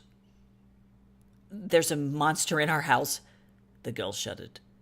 As if on cue, the rusted gate that barred us from the front of the house screeched ajar, blown by the wind, I presumed. The trees roared and bent in the gust, and then settled as if the wind had never blown in the first place. What kind of monster? Urian asked. He approached the children and pulled a notebook and pencil from his satchel. His inquisitor was showing. I don't know. I haven't seen it. All we hear is the howling. The girl trembled. She, too, began to cry at the thought. Terrible, terrible howling. Shh, hush now, it's okay, Estrid cooed, taking the girl's hand. What are your names? I'm Rosemary, and this is my brother Vigo, she replied. Well, Rosemary, where are your parents? Rosemary began, but then collapsed into sobs. It's okay, Estrid assured. You're safe now. Mom and Dad trapped the monster in the basement, but they... And my baby brother... Rosemary looked frantically Oops, damn. God damn. My throat's dry. That's the problem.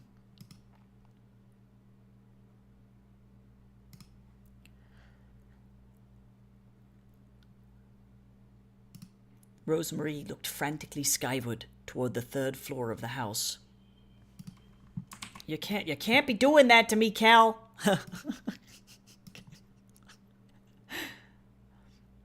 Okay. I will hydrate in just a second, though. The mic will even pick that up through the headphones. Isn't that crazy? Rosemary looked frantically skyward toward the third floor of the house. My baby brother Vida is still inside. Urian finished jotting notes into his notebook. Stay outside. Astrid, stay with them. We're going in to take care of this. I'm going with you, Astrid interjected. These children can't stay out here by themselves. We'll be okay, Rosemary assured. I'm going to take my brother into town. It's a long walk, Urian said. We've made the walk before. I know where to go, and I have an aunt that can take us in. Please. She squeezed Astrid's hand. Don't let my brother die. The children began their long walk into town, and Astrid crossed her arms as she stood. See? She said to Yura. I told you there was something weird with this house. As we stood in front of the house, the air became eerily chill. The beginning of a Starkovian rainstorm blew in, and fog swirled around our feet as the sun drifted behind clouds. Urian called his raven to his arm and muttered, Those children were a trap. I don't understand, Astrid replied. They need our help. Urian's ravens circled the house a couple of times, returning with a resolute caw, and Urian growled in irritation. With hesitation and cautious, quiet steps, he approached the house. Yura rolled his eyes and followed, not daring to be so quiet. I moved naturally like a mist, so I knew I was not at risk of making any sound, and as the fog began to suffocate us, Astrid stepped behind me and took me firmly by the arm to not get separated.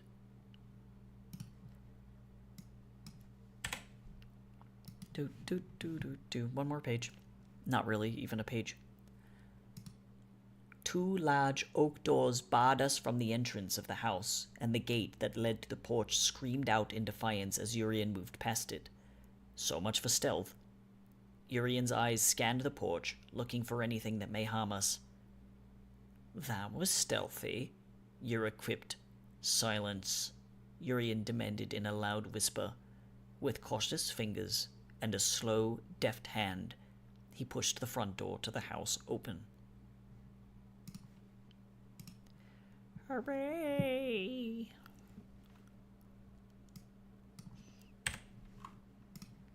Coolio. Alright, I'll go ahead and mute and we can finish out the sprint.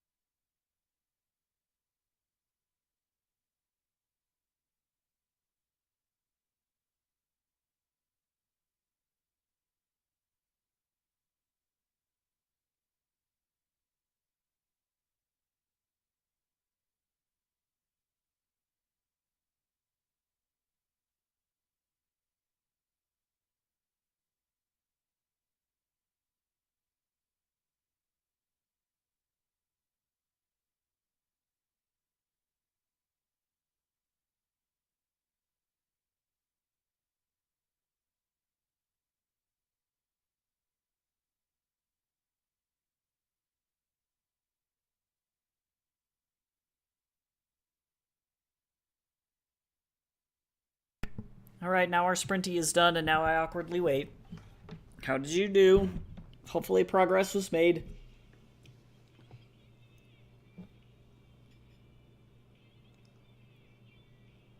I love eating weird either oat husk or nut husk in oatmeal. I'm like,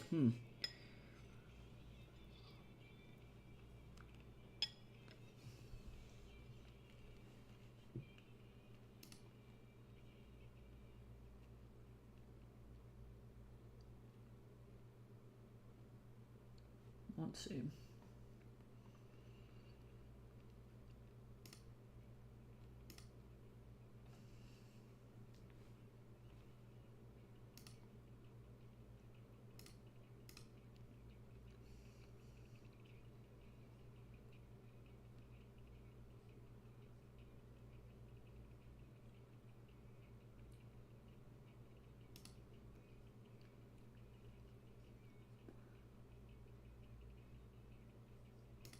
Alright.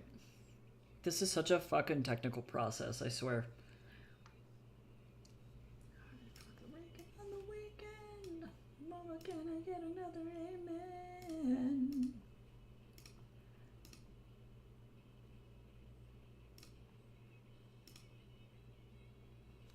Mama, can I get another amen? Okay, I ate the oots. The oots, brother. Alright.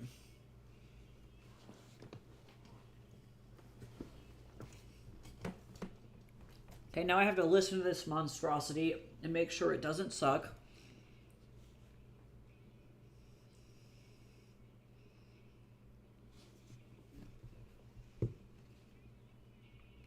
Brother the oots. Yep, exactly.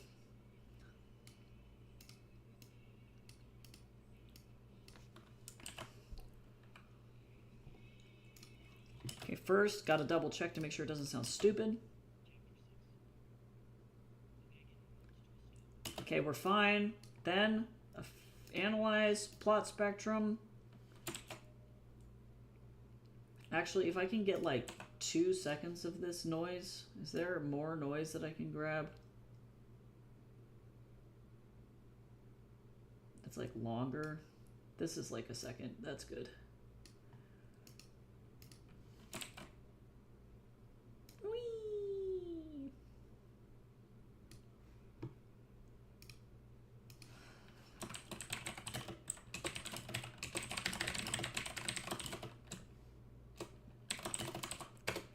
Okay, let's make sure this looks good. Then, if that's good... Oh, it's close, but not quite. Okay. So now we're going to do another pass on this. Grab this. Effect. Noise removal and repair. Noise reduction. Get noise for profile. And then do this. Effect. Noise removal. Noise reduction.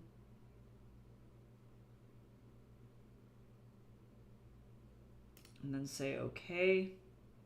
And then do this again. This is so gross. This is the worst. I think about this one person that I know that got a book deal for an audiobook through Tor, and I'm like, man, wouldn't it be great if I sold like fucking 4,000 books so that I don't have to do this?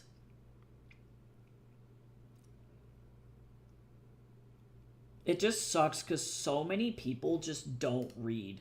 And like I was even seeing like even in the Wattpad creators Discord, you know, they have like office hours every couple of days where you can ask their writing team advice on like how to write and things like that. But they had somebody even in there just asking a question that was like, what do I do about text-to-speech options? Because I think Wattpad got rid of text-to-speech. Because it was just really fucking bad, to be quite frank. Like, it was really bad. And then it got to the point where the person was like, the guy that was giving the overall office hours was like, yeah, sorry, we don't do text to speech anymore. There's not really anything that you can do. But the person who was asking the question was like, yeah, like people legitimately just don't read anymore, and all they want is to listen to podcasts or to listen to audiobooks or books with text to speech options. And what do I do? And so like that's kind of where I'm at, is it's like I wish that I had the ability to not make audiobook versions of my stuff. But it's to the point where legitimately, I cannot even tell you, even being at like queer expos and stuff, so many people come up and they're like, oh my god, I love this gay vampire. I absolutely am so invested. I would love to be able to like get this going, you know, and like read this book. Do you have an audiobook?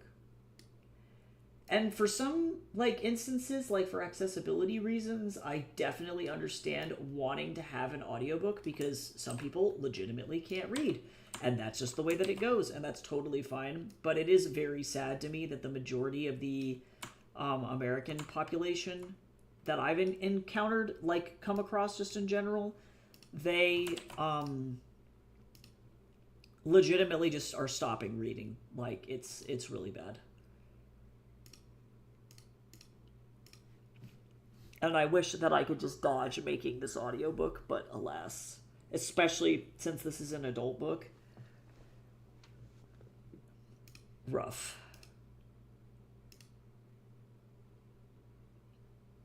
Alright, so sorry we have to do most of this stream in, like, awkward silence, because... Yay!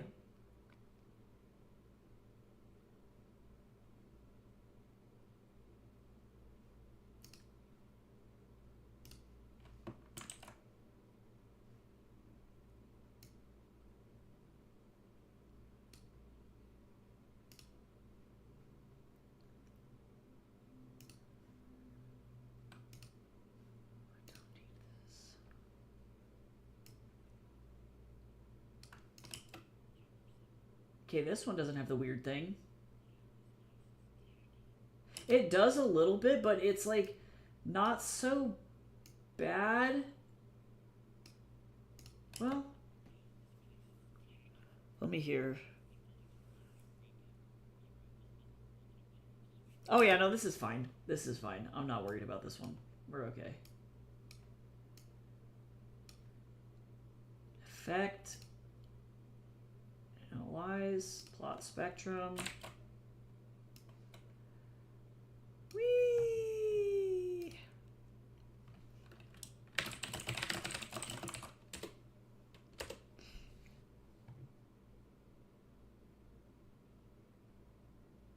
Okay, great.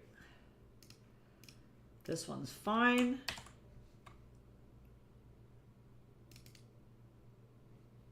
Nothing to see here.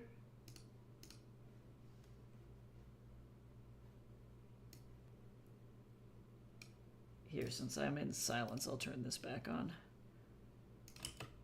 Chapter 8. The icy draft from upstairs made Astrid shudder, and I gripped her hand tightly as I looked upon the carving on the wall. Yeah, because I can see, like, a little bit of that noise, but I don't think that it's, like, that bad. Hopefully, people will understand that this is, like, an indie author doing this, and they're not going to be super critical of like the audio quality. If I had a professional recording studio, I would obviously be utilizing it, but I have my computer and some acoustic foam.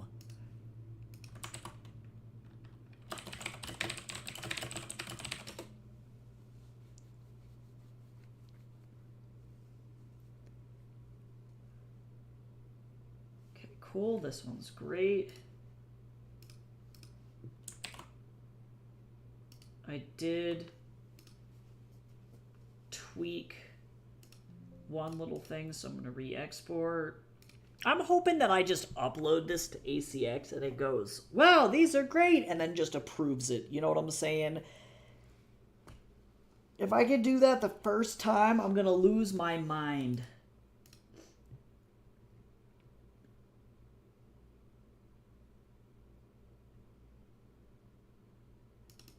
That would be exceptionally cool. So crazy.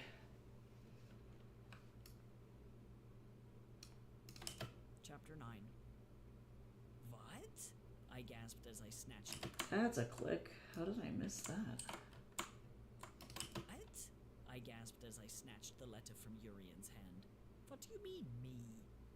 My eyes ran over the letter, pausing on crumpled bits of paper or smudged ink. Lo and behold, it was my own handwriting. Okay, now I need to go and find some audio pieces that I can sample. I need like a second of audio. There we go. Take this bad boy.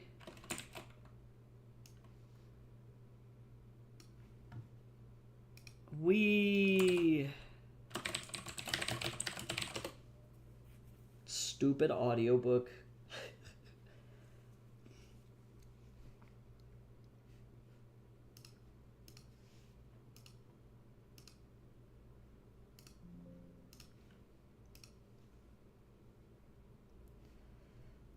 Ay, ay, ay. That's all I gotta say.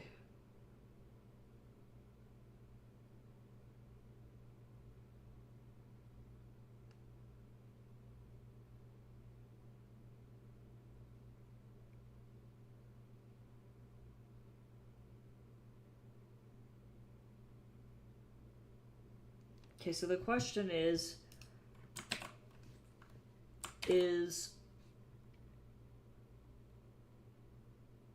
am I good after I get through this pass? I think I am. I know that for sure chapter 25 is going to be problematic as hell. I'm ready for that one to be a bummer as well, and I know that there are more of them that have that problem potentially. Chapter 10. I grumbled as I moved to my door, past the armor. Urian crouched near me, silent as the night. Okay, because this one is fine. This one's good. I just want to be free. I'm sure ChatGPT is like, what the fuck are you doing? I'm like, shh. Actually, it knows exactly what I'm doing, but it's like, I'm sure it's like, how many chapters does this bitch have? Okay, so that one's good.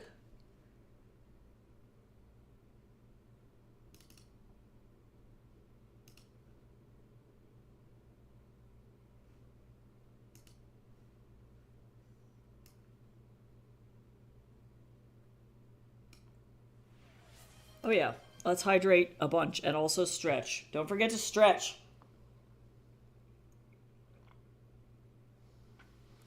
I'm drinking, I think it's the April in Paris tea, if I had to guess. Chapter 11. Astrid's fingers trembled as I sat by his side on the dusty bed. Nice. Okay, so that one sounds fucking fantastic. I have a feeling that most of these are going to be okay.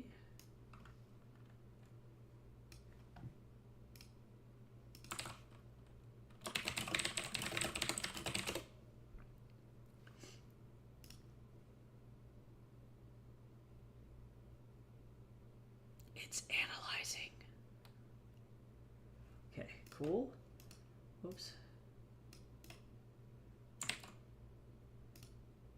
Open. Chapter 12. Thank God ChatGPT can read graphs. That's just all I gotta say about this whole process here. Like... Chapter 12. There's nothing over here but a spare bedroom. Yira's voice rang out through the dusty attic of the house like gunfire. The dust shifted and shook, and Astrid took my hand in fright. Okay, so that one's got a low hum, but it's not... I'm not, like, super fucking concerned about it.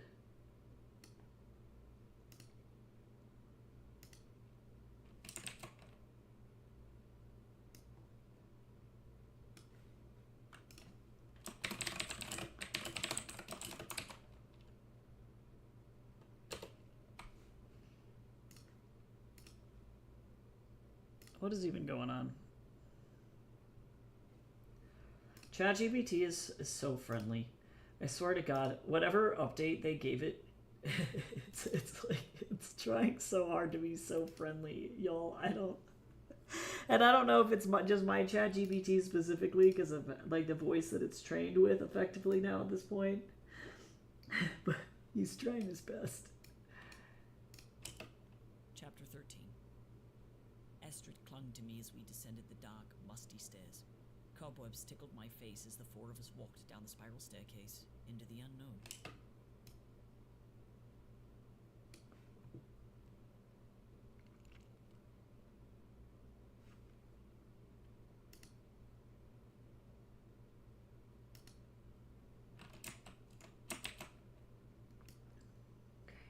This.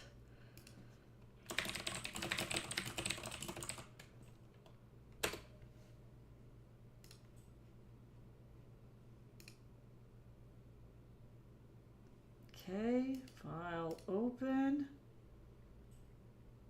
Okay, we're making it happen.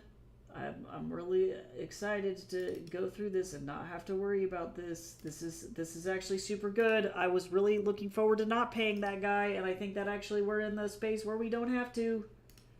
I don't know why I opened up chapter 15. We need chapter 14. That's how numbers work. 14 comes after 13, just in case anybody needed to know.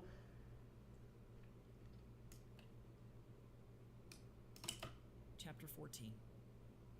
Down, Revend. Down, seemingly endless. Okay, so that sounds fine. Now let me get like a little bit of this, a little bit of that. God, this is help me.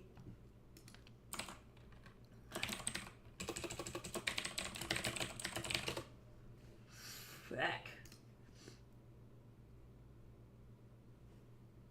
Okay, that one's fine.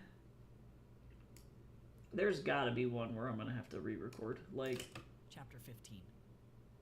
Astrid battled to light her final torch in the dark. I could hear the flint clicking desperately. Something shambled toward us. that's okay.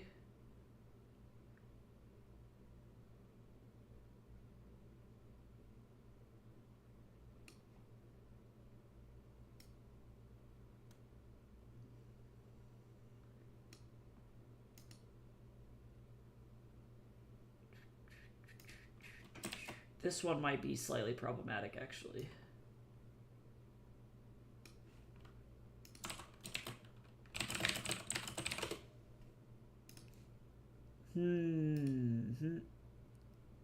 Oh, actually, it's okay.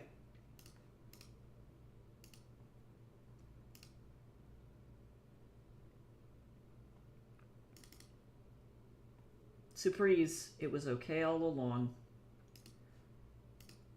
Because I'm cool re-recording chapters. I just keep, like, low-key kind of hoping that they're, like, short ones. You know what I'm saying? Is this a problematic one? Chapter 16. My steps echoed throughout the corridor as I trudged down the stairs again, back to the tombs. Yeah, all right.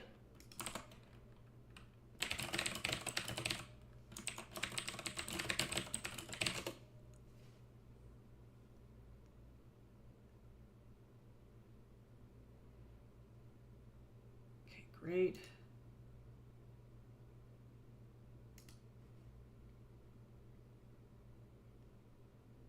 Why does this... Why do I have so many chapters? I want to throw myself under the bus.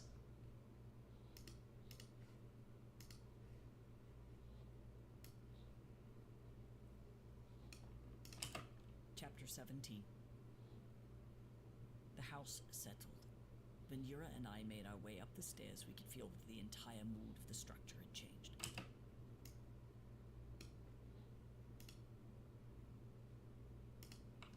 I'm never allowed to write ever again.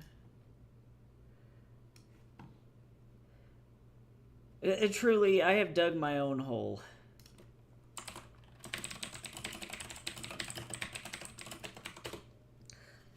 just got done. I'm like, I guess I should be really thankful for all of this stuff that I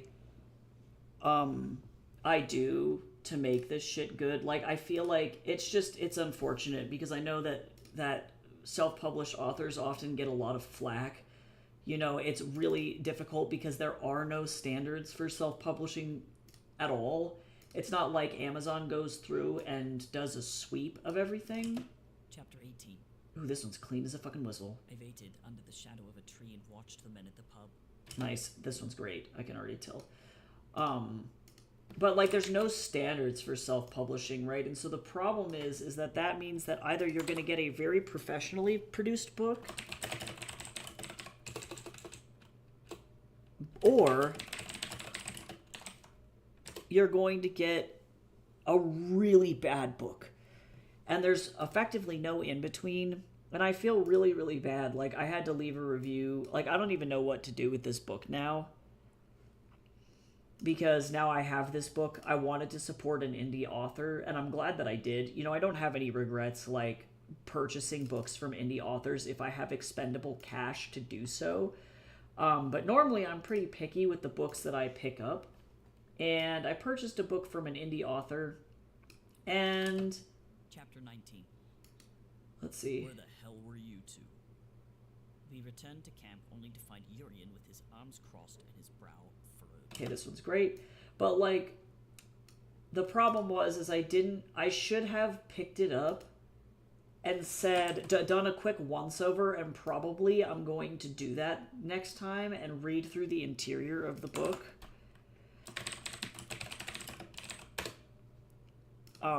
Before I purchase the book, because the problem that I keep running into with indie books is that they have so many typos that they are unreadable. And I recognize that mine do have typos in them. Like, I recognize that the formatting for King of Dust, even actually, now knowing what I do know, I've learned more. I should have formatted this differently, and now I know better for next time. And it's just kind of one of those things where it's like, you live and you learn. Chapter 20. Yura's jaw dropped, his eyebrows bunched. Yeah, there we go. That's good. You live and you learn, and it's all you can do. But I do feel bad for a lot of other authors who either, one, don't have the resources to get the thing done in the way that they need to, or two, they don't know any better.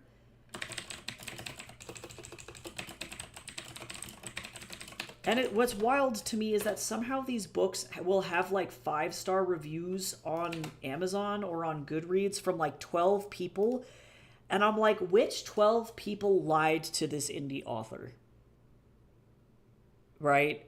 Like, and I recognize that my standards are higher from a professional standpoint, because when I go to self-publish a book, for me, it's not just like, oh, I'm going to go and put my book out there and hope people buy it. I want my book, like, it is a source of pride for me when I have somebody come to my booth at a convention and go, oh, are you a local publishing house? And I say, no, I'm an independent author. These are all my books. And the jaw hits the floor because they're so impressed with the formatting, the professionalism, how well edited it is, like all of those things. So I know my standards are really high, but I feel like all indie authors should go for that. Chapter 21. And Porcelain clinked as the burgomaster's wife awkwardly set her teacup down. this is great. That's fine. I guess I just feel really, really, really bad looking at other people's stuff, so I'm very grateful that, like, I do take the time to go through and make sure everything is professional quality.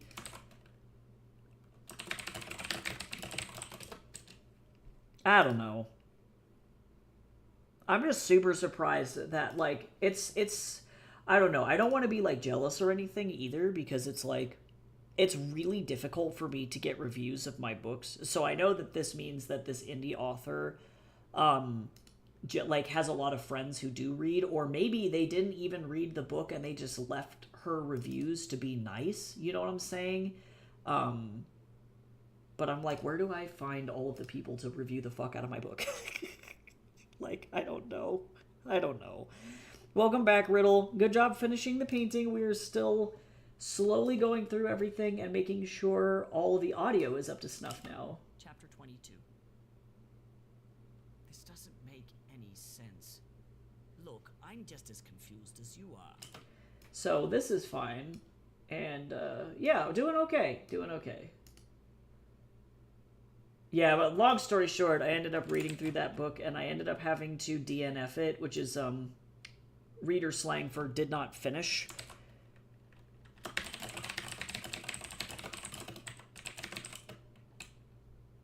And, it was like the grammar and the typos were so bad, I had to put it down.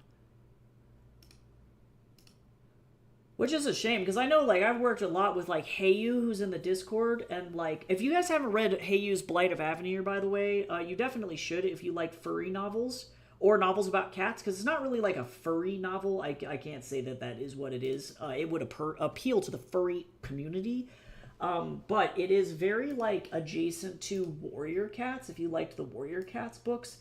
I did a line edit and a production, like, proof and copy edit on that. 23. And it's very good. Clarkloff led us through town and to the edge of the woods where we had begun. And it makes me sad because I know that if this author had just taken the time to do like an edit on it, the thing that I read the other day, it probably would have been fine. But Blight of Avenir was rough when I first got it, and it was still better than whatever book I just put down. So now I have this autographed copy of this book, and I don't know what the fuck to do with it. Where do I put it? like what do I do with it? Because I don't want to, like, donate it. Does that make sense? And not because I don't think that people should be able to read books for free, but I also don't want to set up expectations for people. Like, if I go to give it away, like, I have to be like, sorry, this book is... Chapter 24. It's almost unreadable. Pool of blood oozed across the cobblestone, and I had to look away to keep my composure. Like, I don't know. I feel bad.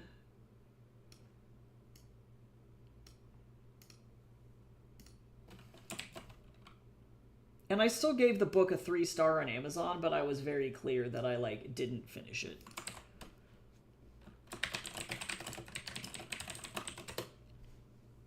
And that normally never happens to me. Yeah, and again, I met the author, and she's very nice. And what's frustrating to me about it is that the premise of the book is very cool. Like, she's subverting a lot of tropes in the romance genre, which I do think is very interesting. But even beyond that, I ended up having problems with, like, character development and things like that, unfortunately.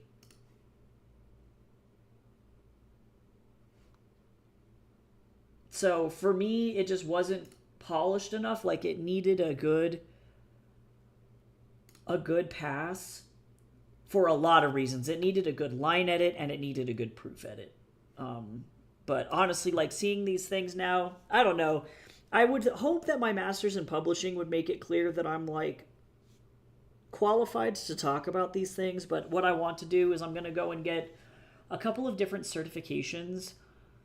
I'm going to need, I'm going to get a certification in line editing for commercial fiction, developmental editing of fiction, and a certification in sensitivity editing. So I'm going to have, like, 3 different certs on that front, which will be really, really good. So that way people will know that if I'm editing their book, I'm not just, like, some fucking random person on the internet that's doing it.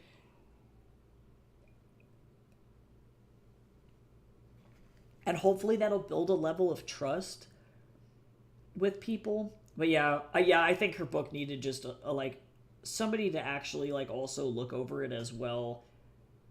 Probably from a developmental editing standpoint too. There was a lot of, like, telling versus showing as well. It was a lot. But I would say for somebody who's, like, a really casual reader who wants to support an indie author and doesn't care about typos or flaws, it would be a fine read. But now I don't know what to do with this book.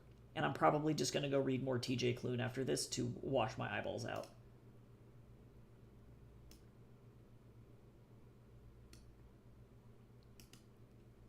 Jace and I were like, I was trying to explain to Jace how like Jace was like asking about like Gen Alpha slang this morning and like what certain terms mean, and I was trying to explain like that the main male love interest in this book was effectively like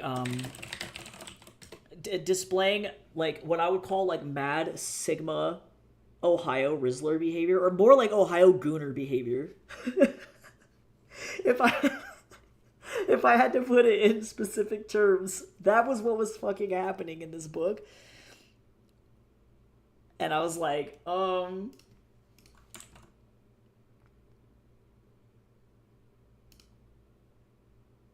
it wasn't even cute. Like, that was the problem, is it's like, you want, if you're gonna have somebody who is like trying to like be a bad boy or whatever, they gotta be like at least a compelling fucking character. But like legitimately, if they spend the entire novel like fucking gooning, like why?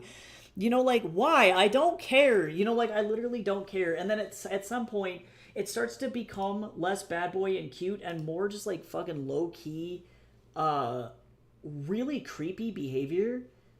And it's like I don't understand why I should care about this person. Oh, is this whole chapter just like corrupted?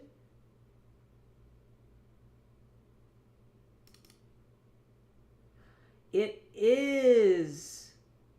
Interesting. Okay, so I'm going to make a new audio file. That's fine because that was the one that was fucked up anyway. Tycho, don't say shit like that. I'm just being honest. Like, that was what I was witnessing in this book, and it was painful. It was so fucking painful.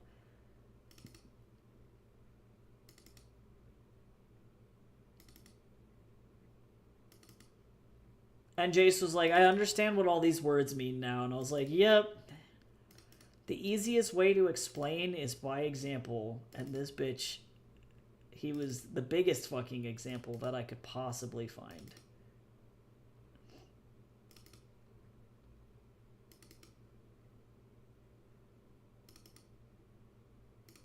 Okay, so now let me go ahead and re-record, unfortunately, the entirety of chapter 25. I never want to hear that string of words come out of your mouth ever again. Did you know that Xiaoma got an honorary doctorate and then proceeded to give a speech in entirely Gen Alpha slang to prove a point? I feel like truly goated behavior.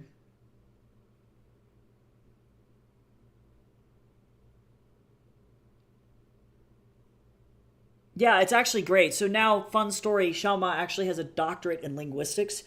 That's how honorary doctorates kind of work, is a university will give you a doctorate and say, no, like, so you haven't studied, but you've done so much for the field, here's a doctorate. So now he is Dr. Ari, which is really cool. But he did deliver an entire speech to a group of students for a language week, and they were like Gen Alpha kid age, entirely in Gen Alpha slang, and it was super cool, actually.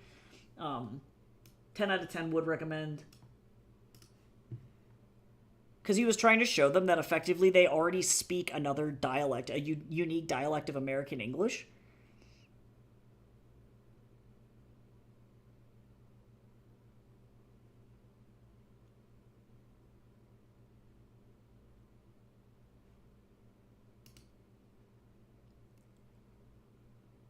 Riddle, your thing looks so good. I can see how, like, photographing art is, like, really, really hard.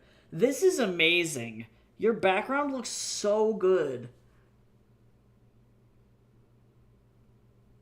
This is very, very cool. I like it eating this meat shank. Nom nom nom nom nom nom nom nom. Yeah, this is cool. Beautiful background work, too. I really like the texture of all of your stuff. Great work on rocks as well. I really like that a lot. Great texture. And your mark making is very nice. I'm a huge fan of all of these like little like hatching bits, you know? Yeah, it makes a huge difference. Very pretty. Good use of the medium.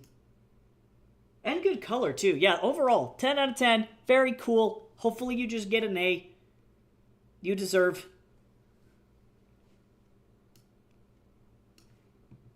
Alright, let me roll for another sprint, because now I'm going to go and record this stupid chapter. I have to try and get done before Jace has therapy. I think this is the last one that's going to be problematic, to be honest. We're doing a 20-minute sprint, friends. Holy mercy. Okay. Alright, let me go ahead and record this chapter. I think this is... I gotta do a bunch of different voices for this one because it's in the Mortrain camp. So I'm gonna drink more water. Everybody stay hydrated. Alright, let's start this sprint. Here we go. If you want to mute me, that's totally fine. We'll be back in like 20 minutes. Oh, my art exam's next week, but this one was more classwork. Yeah, still though. Still. Really good stuff. But yeah, okay, let's go ahead and get started. If you want to mute me, you can. If you want to listen to the book, that's totally fine too. And I will see you in about 20 minutes, and then we can chat some more about silly stuff. Chapter 25. Her hair fanned around her head as she floated, her body lifeless and bloated in the lake. A day she had been there. I could smell the decay. Luma, Zinzan, and the group of us stared into the lake, accompanied by a few other Mortrayans who wanted to help. Urien pulled his notebook from his pocket and gazed out over the water. Who was she? Brunhilde, a fortune-teller, Zinzan replied. She was one of the oldest among us and had been a fortune-teller for our caravan for generations. She predicted the births and life paths of all our children and helped us navigate times of hardship. She hardly ever left the camp. Would anyone have reason to murder her? No. Luma blinked away a sparkle at his eye. Whether it was a tear or merely a trick of the light, I did not know. So you see, Zinzan muttered, the murderer cannot be one of us. The other Mortrayans fished her from the lake. They wept over her, and Urien confirmed that she had indeed been murdered. The marks on her neck indicated strangulation, and we sat in silence as the Mortrayans built a coffin for her. Brunhilde's children did not touch her, but sat by her side and spoke softly with her, apologizing for past slights and confessing secrets. I instructed my companions to consume nothing but coffee or liquor, and we waited. I did not want to disrupt their mourning process, and elder women moved in and out of the wake, keeping Brunhilde company until it was time to bury her. Should we go? Yura asked, looking about at the scene. This seems personal. We should wait until we are told to leave, I instructed. While you are all on them. Damn.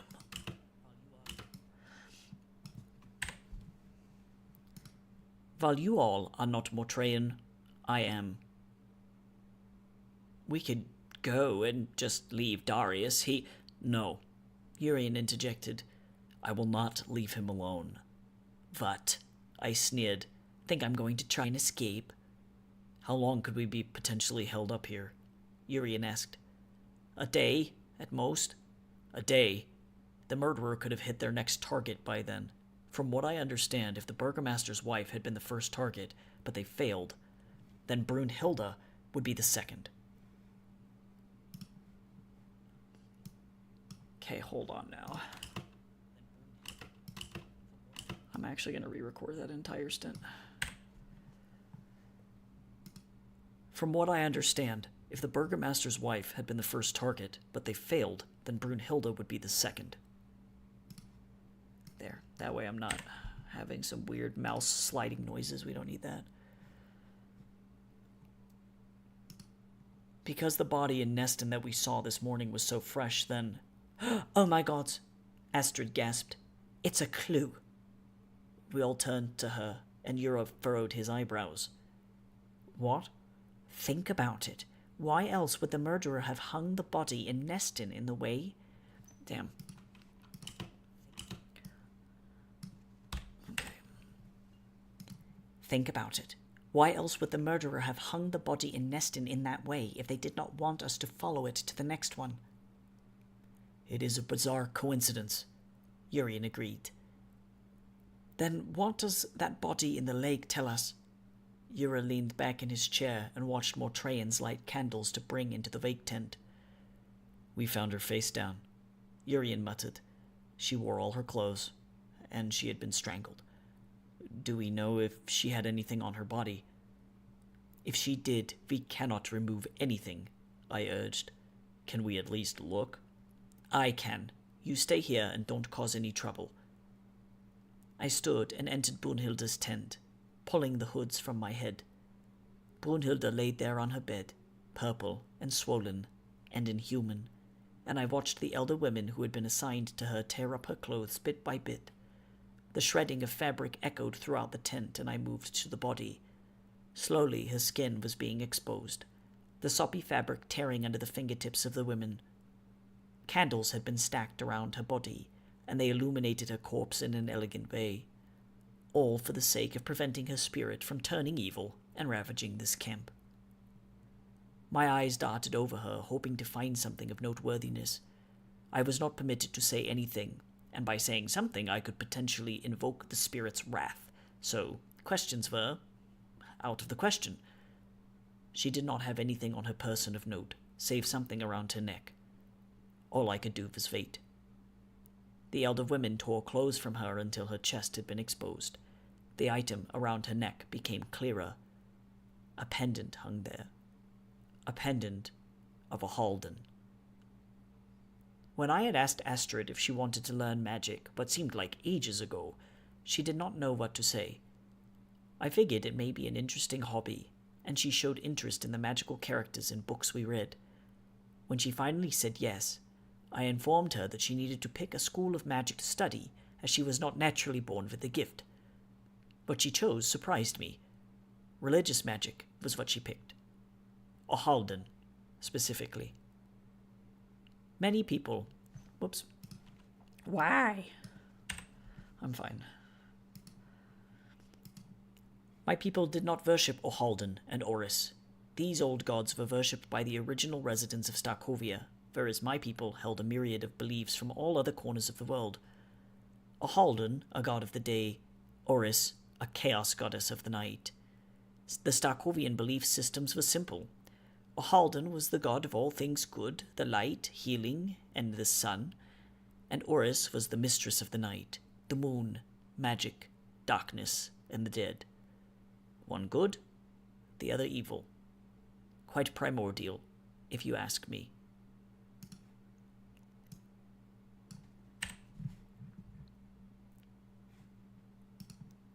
When Astrid told me she wanted to learn the magic arts from holy books, I had laughed it off at first.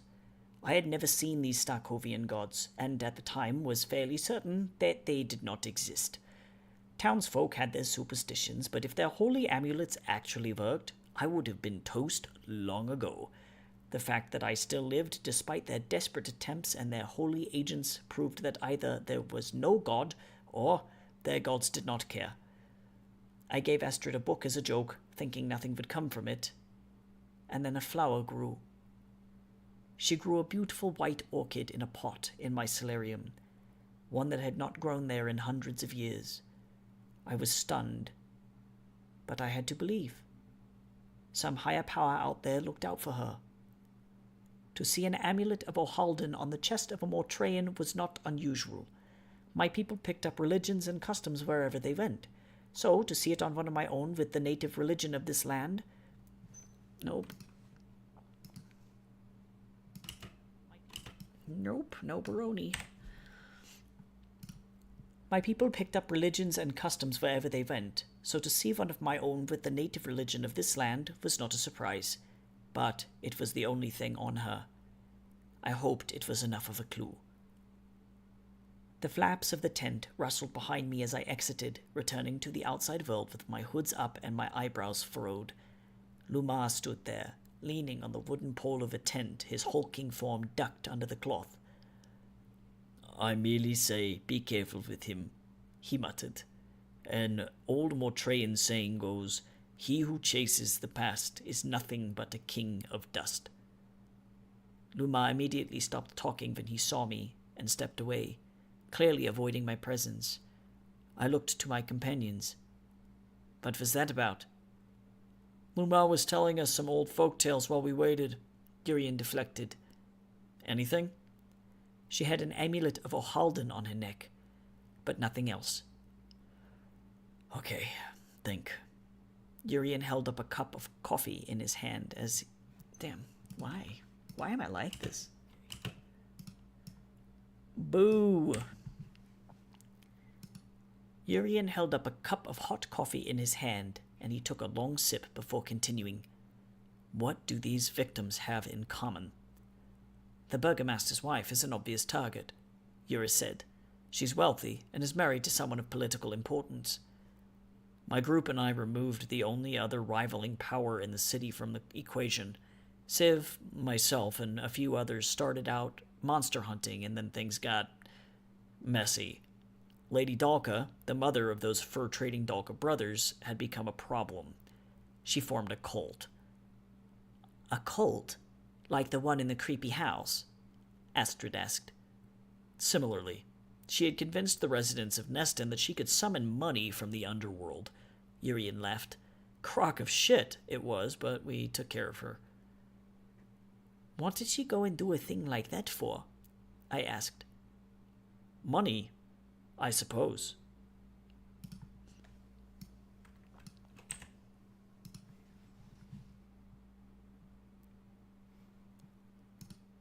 She had planned on assassinating the burgomaster, and we, for ethical reasons, couldn't let that fly. Oh, that, and she was sleeping with the corpse of her dead husband.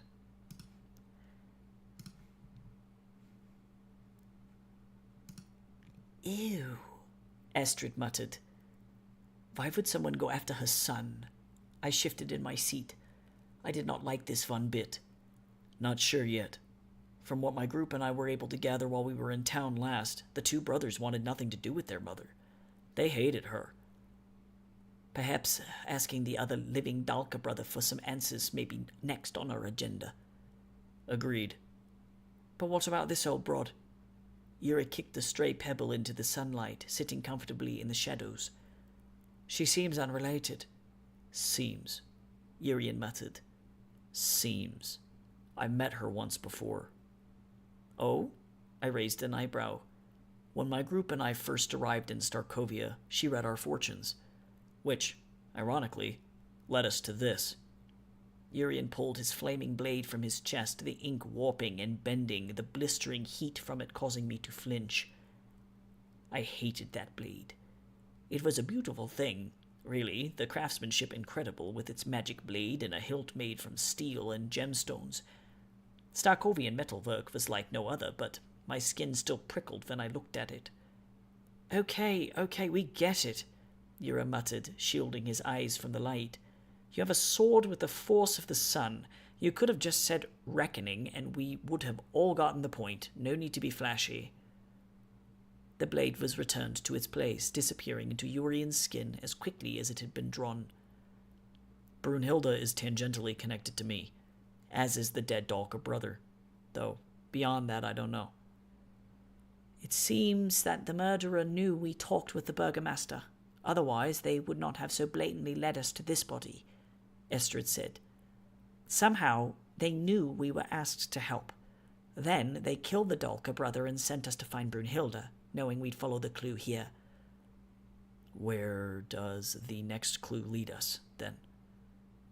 "I targeted the temple to Ohalden and Neston when you all first arrived in Starkovia, Urian," I said.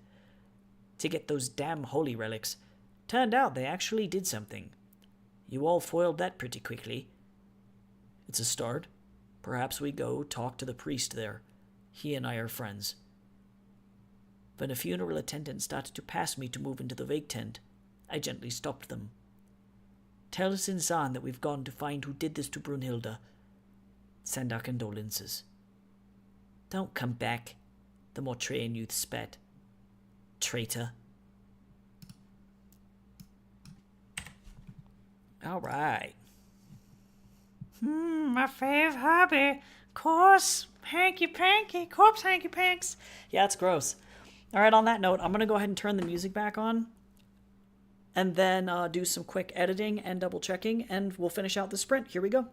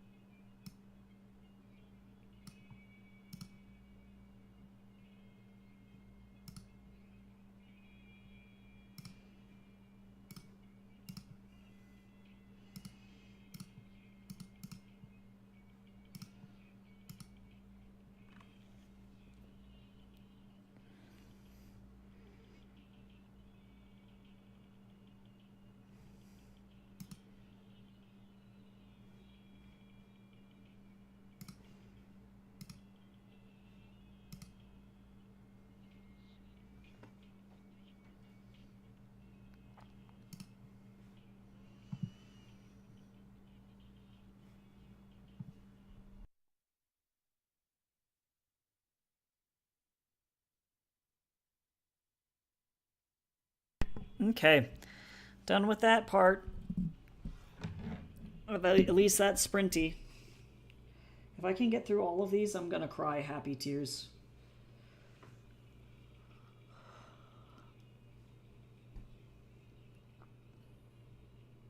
Okay, so I'm gonna save this.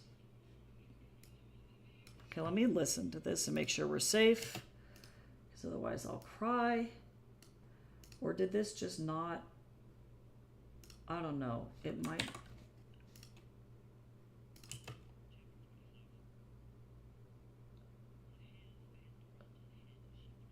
And there's like room, again, there's room tone, but it ain't that bad.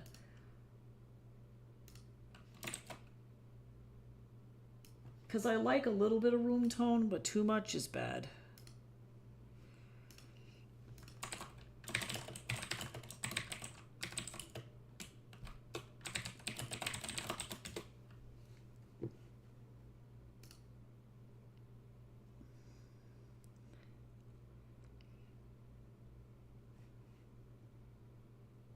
Okay, so there's some.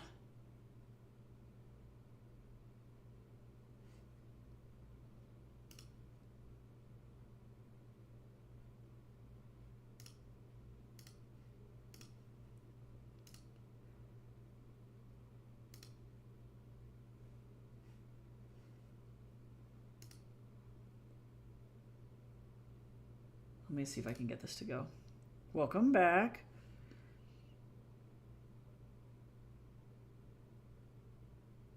I recognize this is a longer chapter and it's like having trouble. It's having problems.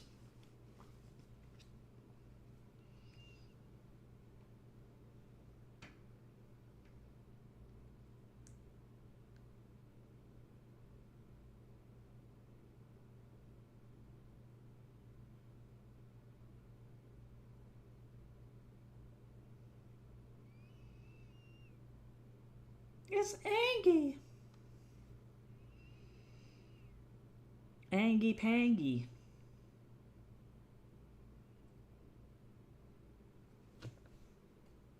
It's just like not doing this. Hello? Everybody drink water. Okay, I'm gonna try closing this and then opening it back up, and we'll see if it does that. This is weird. Yeah, cursed as fuck, for real.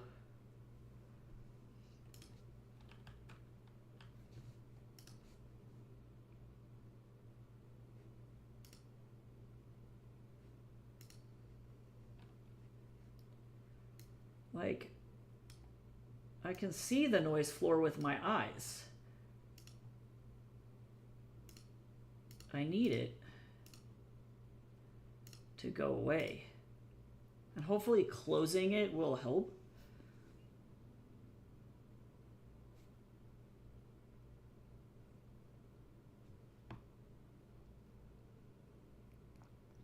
We'll see.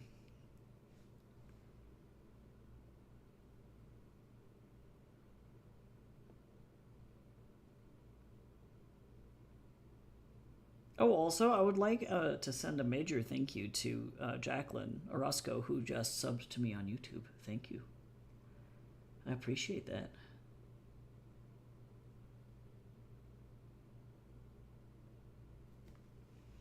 Go, damn you! Go, Audacity! Go, I say!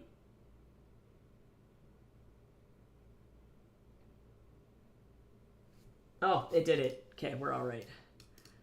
ChatGPT was like, bro, your noise floor looks stupid. And I'm like, yeah, I know, because it didn't do it the first time.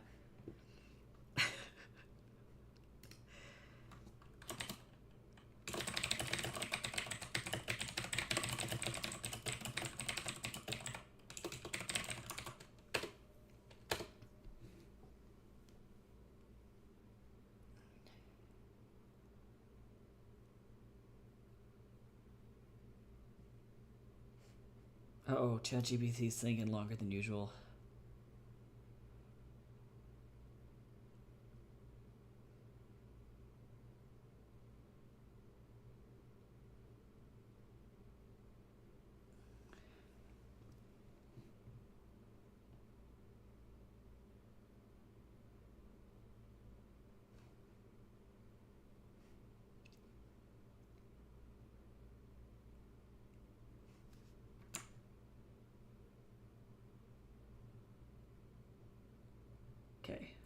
Cool.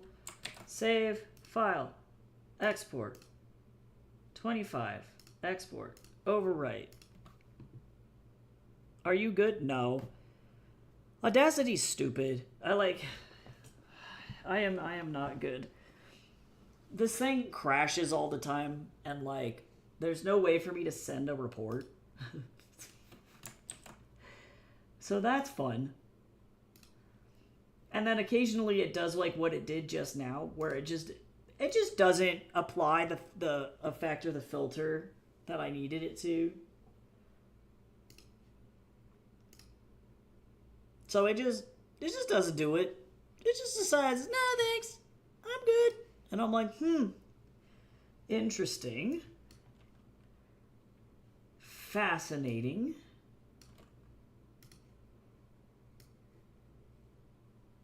And then also, yes. Chapter 26.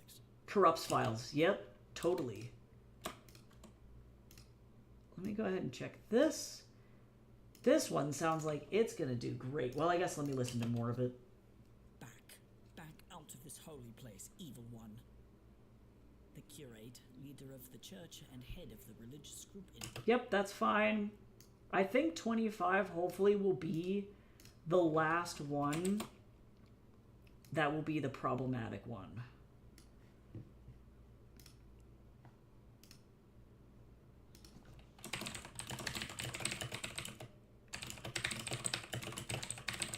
Okay, unfortunately I have to like get off in the next like 5 minutes here. Pop off the stream.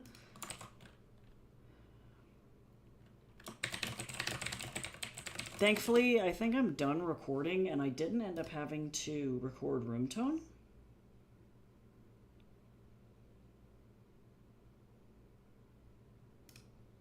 So that one's fine. I think I may jump off now so that way Jace can come in here and get settled for his therapy since he has it in a little bit. So I'm going to go ahead and go. I'm going to try and finish this off stream today because I just need to get it done. I'm past my deadline for when I really wanted to get this done, but we're still looking good. So as long as I can get this into ACX now, we're good. So again, as a heads up for everybody who might be watching the VOD, today, May 13th, is the last day to do late pledges on the Kickstarter. I've been making a billion videos all over YouTube and everything, but you can search King of Dust audiobook on Kickstarter to go and find that if you want to get a discounted copy. Tomorrow morning, I'm deactivating all the late pledges. So get in while you still can, otherwise it goes away. Otherwise, I'll be back tomorrow to work more on Heaven's Equal and hang out and have a good day and just vibe. So I hope that everybody has a good day, and I will see you later, and bye-bye.